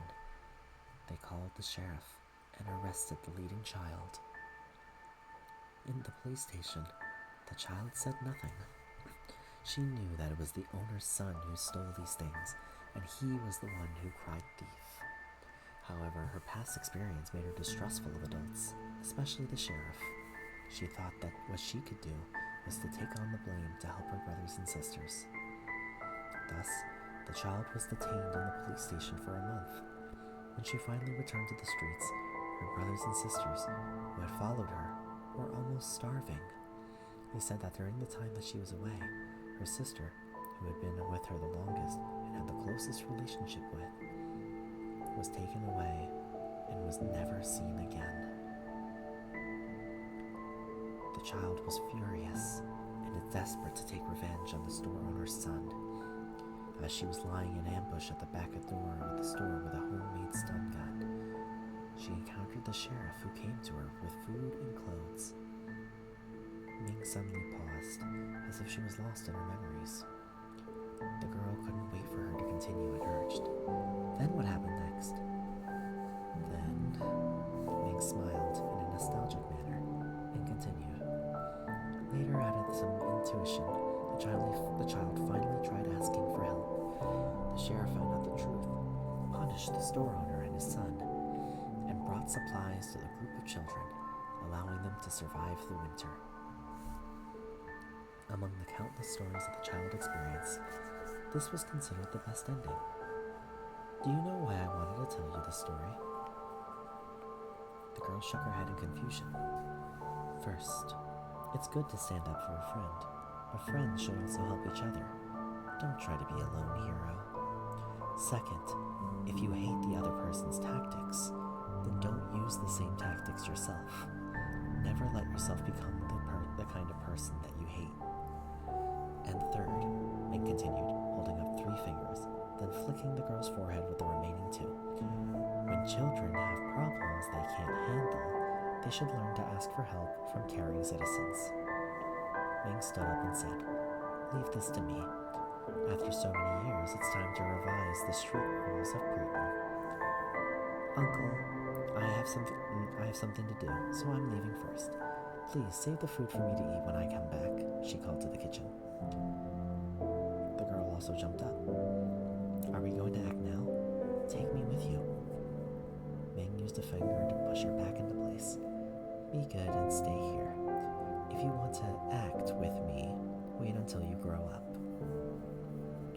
The girl looked at Ming's back as she departed, and a flame called longing gradually ignited in her eyes. Time passes. There was once a group of children living in a mining area with a shortage of supplies. In order to survive, they followed kind-hearted people to a shelter. However, the children who entered the shelter seemingly disappeared, and their friends never heard from them again. This alerted some of the children. They hid in the mining area, but more and more people were found and taken in. They cried and tried to run away, but they had no way to resist. Until one day, when a girl in red stood up. She and her friends left the mining area like adults who left their hometowns, hoping to find a new place to live. They settled down in Breton, and everyone soon came to know that the weak in Breton were protected by a girl in red that established the street rules of the area. Later, this girl left Breton to save more weak people, but those Breton residents that remains believed that one day she would return with even more power. This was a bedtime story that Eika had heard countless times when she was young, but only until today did that red blurry figure in her childhood dream finally become clear.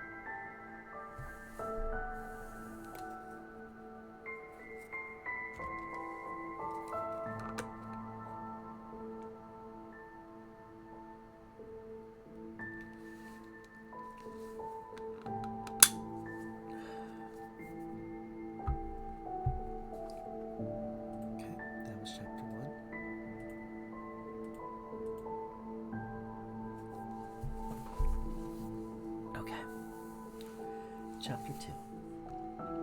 Old Lay's Toy Store is the rare toy store in Breton's old district that stocks high-end products. At that moment, the shop owner was leaning back in his chair and talking with someone on the phone. "What? Not done? Do you know how much that model costs?" Before the other party could reply, another voice suddenly rang in his ear. "Hey, is this what you're talking about?" The shop owner was startled. The welcome doorbell motion sensor wasn't triggered, so how did this person get in? But then his attention was drawn to the model in the person's hand. He rubbed his hands and said, "Oh, this is the exact item that our store lost. You are such a kind person." As he said that, he reached out to take the model in Ming's hand. "Hey." Ming raised her hand out of reach of the shopkeeper.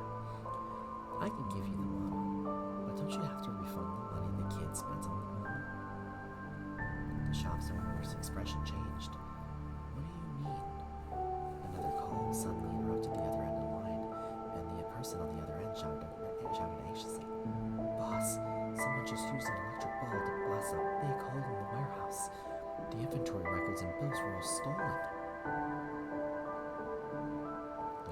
owner's face turned pale, and he looked at Ming's arm nervously. The electromagnetic arm guard had just been used, and there was still a faint current flowing through it. 3 limited models were purchased, and 2 were sold. But how come there isn't a single one missing in the warehouse? Ming grinned. Even after all these years, you're still using the same tactics. You haven't changed, Mr. Lay. The shop owner screamed and fell off his tilted chair, exclaiming, Senior Ming? I've said this before, Ming threatened, throwing the expensive model aside and casually adjusting her arm guard. Either call me Ming or Sister Ming. I hate being called senior or junior. The shop owner rolled and crawled under the counter in fear, hitting his head on the partition with a loud bang. Ming grimaced in response. Over there. Quickly, together now. The street thugs who were in cahoots with the store owner discovered the ongoing situation in the store and proceeded to block the door and surround Ming. Some of them had bruised faces and deliberately hid in the back to avoid Ming's gaze. Ming stepped on the edge of the counter and commented, Well, this looks like a good opportunity for me to stretch my muscles. The street thugs were no match for Ming, as all of her opponents were knocked down before she even got a chance to activate her arm guard. All the shelves in the store were toppled from the ensuing fight. Just as Ming squatted behind the counter and was about to pull the owner out, the blaring of an alarm suddenly came from the door. Ming suddenly turned her head, harnessing string energy, and instantly charging her electromagnetic arm guard. However, when she saw the face of the other person on the other end, she silently deactivated her arm guard, extinguishing its intimidating red light. The shop owner had, at some point, called the police, but now he crawled behind the shelf, stood up, and loudly declared, Sheriff, it's her. Ming was silent for a bit, then jumped down from the counter with both hands raised in surrender.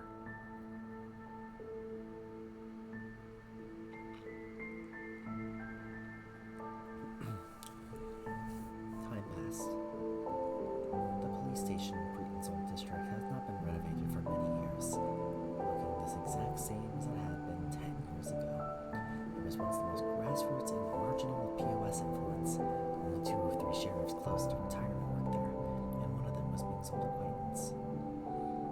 Long time no see, Ming. You look much more mature now. Why are you still here? Did POS give you a promotion? Ming sat casually and carelessly in the interrogation room, her posture no different from when she was sitting in the restaurant. The sheriff who brought her back commented helplessly, You're still the same as when you were a child, Ming. He proceeded to open his record book and continued. So what happened today, enthusiastic citizen? How did Mr. Lay offend you today? Well, it's that again. The tactics are identical from those a decade ago. Cheating children out of their money and then pinning the blame on them. This time it's someone I'm close with. The conversation between the two was not like that between a sheriff and a prisoner, but more akin to a reunion of old friends who had not seen each other for many years. Breton is very different now.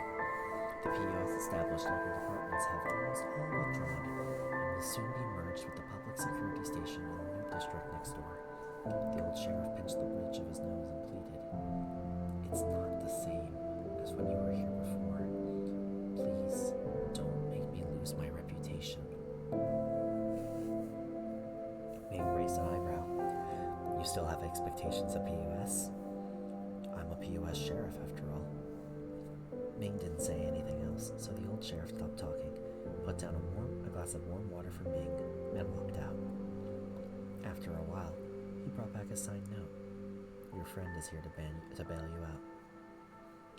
Ming followed him out of the interrogation room in silence. The corridor of the police station was very long. When she was a child, she followed the sheriff through it countless times. As she grew, the figure of her inner memory gradually became shorter. The only thing that remained was the same was the POS logo on her shoulder. What's so good about PUS? She didn't understand.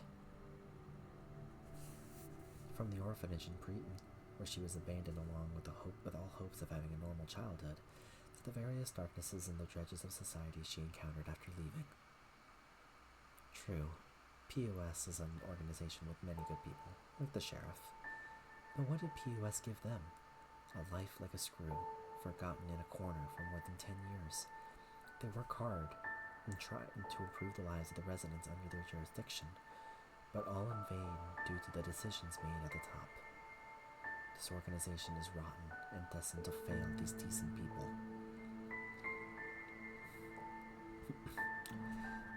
Ming opened her mouth to speak, but was unsure whether she wanted to mock or give advice, and thus settled on remaining silent. There was no conversation until they arrived at the gate of the police station. Go then. The old sheriff patted Ming on the shoulder. No matter what path you take, just don't forget to visit Preton more often. Ming was stunned for a moment, almost thinking that the old sheriff saw through everything. But when he turned around, she only saw his back as he left, gradually disappearing at the end of the long corridor. Let's go, Ming. Lamine, who came to bail her out, returned the confiscated personal belongings to Ming. The two left the police station side by side without looking back.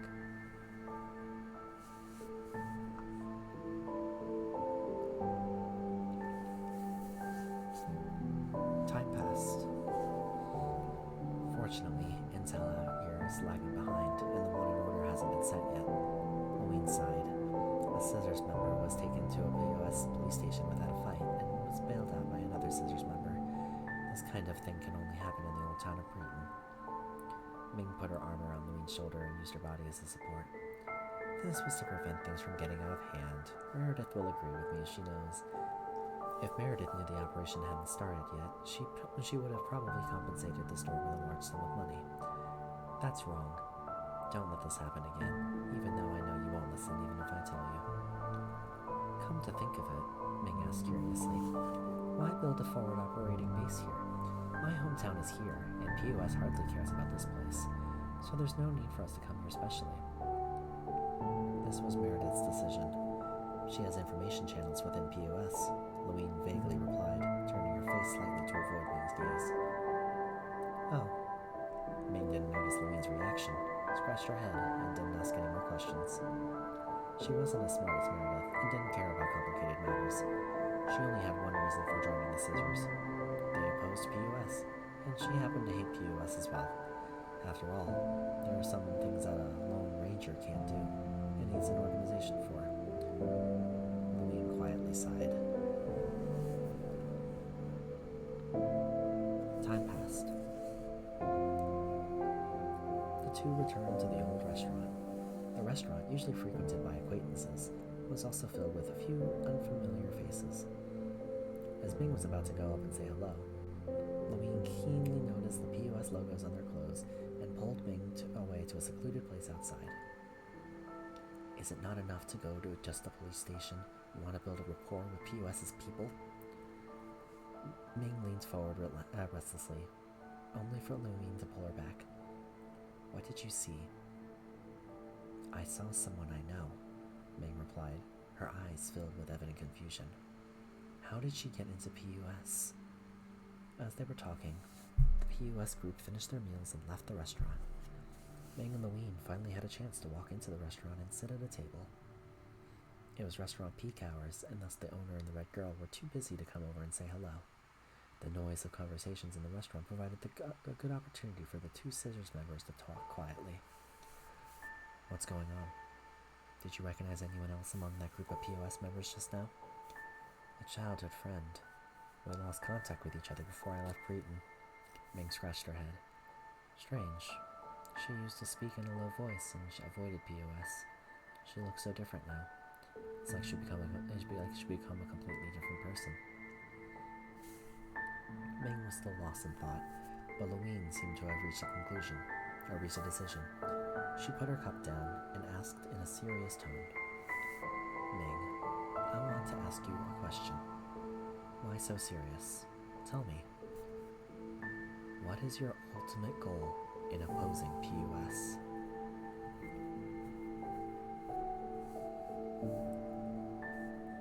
Chapter 3. My ultimate goal in opposing PUS? It was because of her childhood friends being taken away by PUS and never seen again. She witnessed her town go from bad to worse under PUS's rule. She was at the bottom of society, watching big shots coming and going without the caring about the lives of ordinary people. Ming replied, I oppose PUS because I want everyone to live a good life, with zero hesitation. It was a clear answer. Louine pursed her lips, hesitation evident on her face. Even Ming, who was not good at reading people's expressions, noticed. What's wrong? You don't suspect I'm colluding with PUS, don't you? Or do you? What's with the wording? So you have something to say? Regarding your friend and the change in temperament, I know what's going on, Louine replied. Collapse syndrome, string sequence nodes, human corridor, reincarnation project. Due to struggling with the basic necessities for survival, Ming only had a vague understanding of these concepts. Her knowledge of collapse syndrome had always been limited to some kind of terminal illness. She knew that PUS seemed to have some unethical treatment methods, but she just treated it as just another piece of evidence of PUS's crimes and never thought of studying it in depth. She didn't have the mental capacity to do so. As Louine introduced unfamiliar terms, they quickly entered Ming's brain, almost causing her brain to explode. Wait a sec. You're saying that PUS's method of treating collapse syndrome will not only cause amnesia, but also accelerate the onset of the next collapse? Ming stumbled with her words as she tried to process the information. They also tamper with memory and personality. How could such a method have ever been promoted? Wouldn't it have been shut down from the very start? Because there is currently no other way to deal with collapse syndrome. As long as humans live in Strinova, the threat of collapse syndrome will always be there. Ming, your purpose is actually much simpler than ours, so I've been thinking for some time about how to tell you these things. I thought this was a good opportunity. The Scissors are not just rebelling against PUS, we're also rebelling against the very existence of Strinova, and our ultimate goal is to bring humans back to Earth. With that to set the tone, the rest of the conversation flowed much easier. All of Ming's doubts were answered. Why establish a base here where PUS has little influence? Because the Scissors took a fancy to PUS's military production line here. Why do we need a military production line? To reopen the human corridor, we need more Bablo crystals. To descend, the Scissors would launch a comprehensive campaign in the future. What will happen to the people in the city after that? Meredith is trying to find a solution, but it is undeniable that such actions will inevitably have a negative impact on people's lives. The operations I participated in before, Ming thought aloud, gritting her teeth. The operations I previously participated in was just to attack PUS itself. On one hand, PUS has the resources we need. On the other hand, we need to unite more forces to resist PUS, Louine said. I didn't want you to participate in the Bruton operation. It was Meredith who recommended you. Reason 1. This is your hometown, and thus you know it best. Reason 2. Meredith wanted an opportunity for us to have a frank talk. She has seen your strength and character, and has always hoped that you could become the core of our subsequent operations. Now that I've told you all this, I will respect your choice.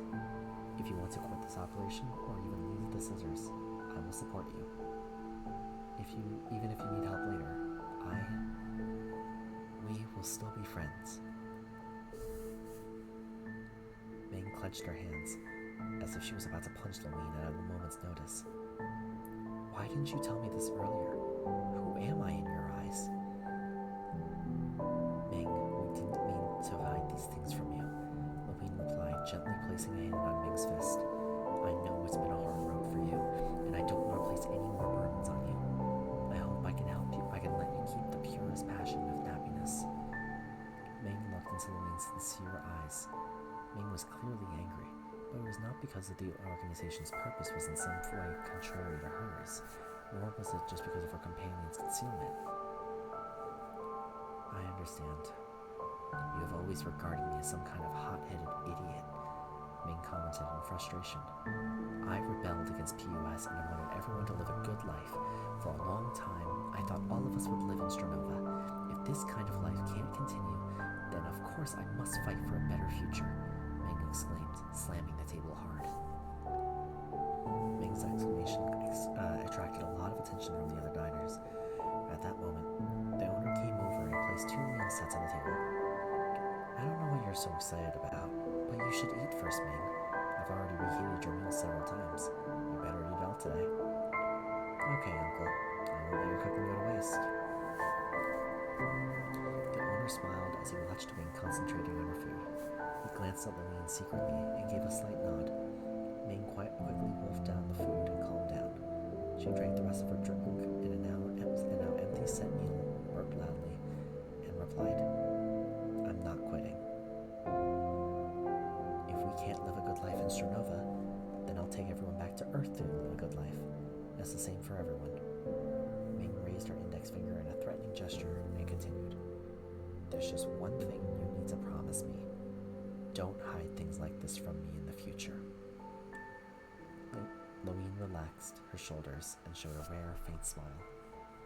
Then, welcome to the scissors, Ming.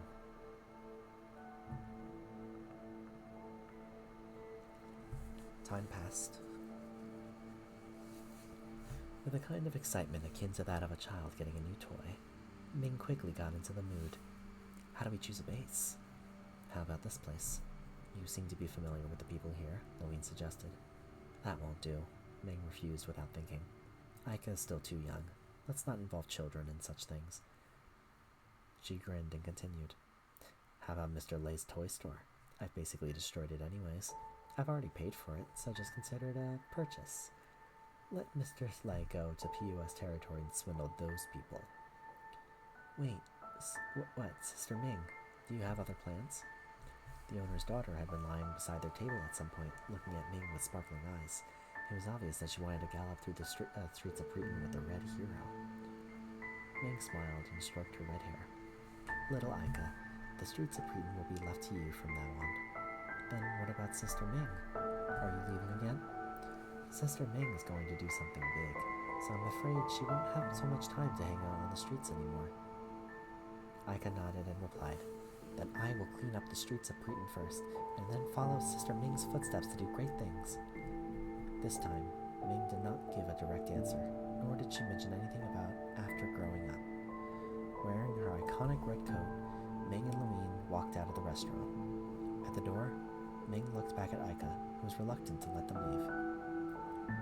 You should be a caring citizen who helps the weak and punishes evil.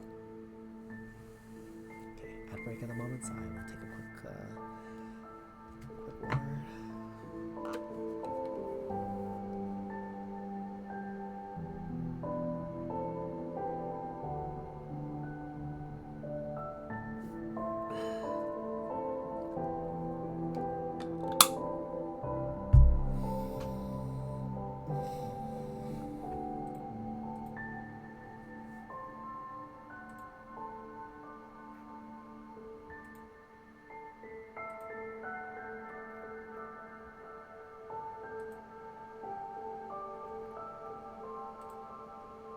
I look forward to kind of going through the rest of these stories in the future.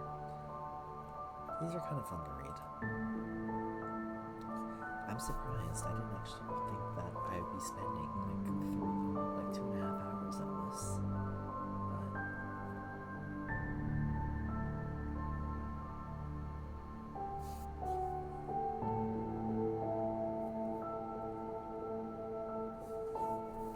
and it's unfortunate we got an break now because there's actually only one more segment of the story left. Ad break is about to end, and then we'll continue.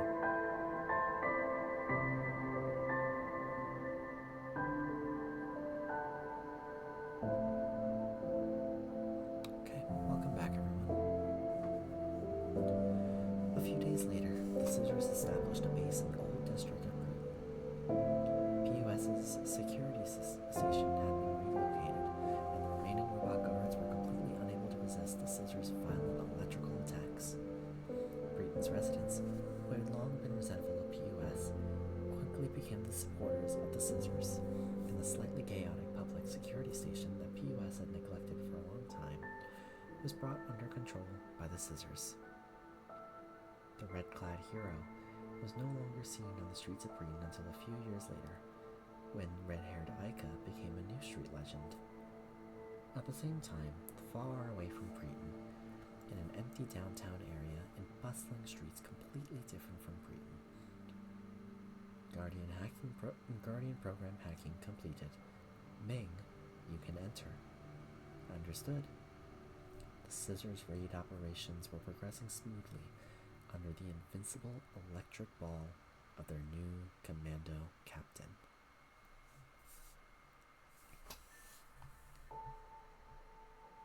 And that's it. So, we've gone through Eika's story, we've gone through Meredith's story, and we've gone through Ming's story. Next time we decide to do this, we'll do Leona, Flavia, and Michelle. So these three that I read today, they're all members of the They're all members of the Scissors. Next time will be all members of PUS. And then we got Chio and Galatea. Chio was PUS and Galatea was Urbino.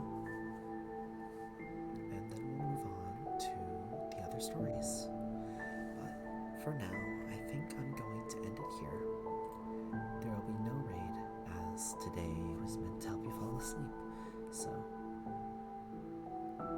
hopefully I've been able to help you relax today, and I hope that you've been able to enjoy the stories that I have been able to tell to you today. But for right now, sweet dreams, sleep well, and I will see you tonight, actually, for Silk Song. So get some good rest. Good night, everyone. Thank you for listening today.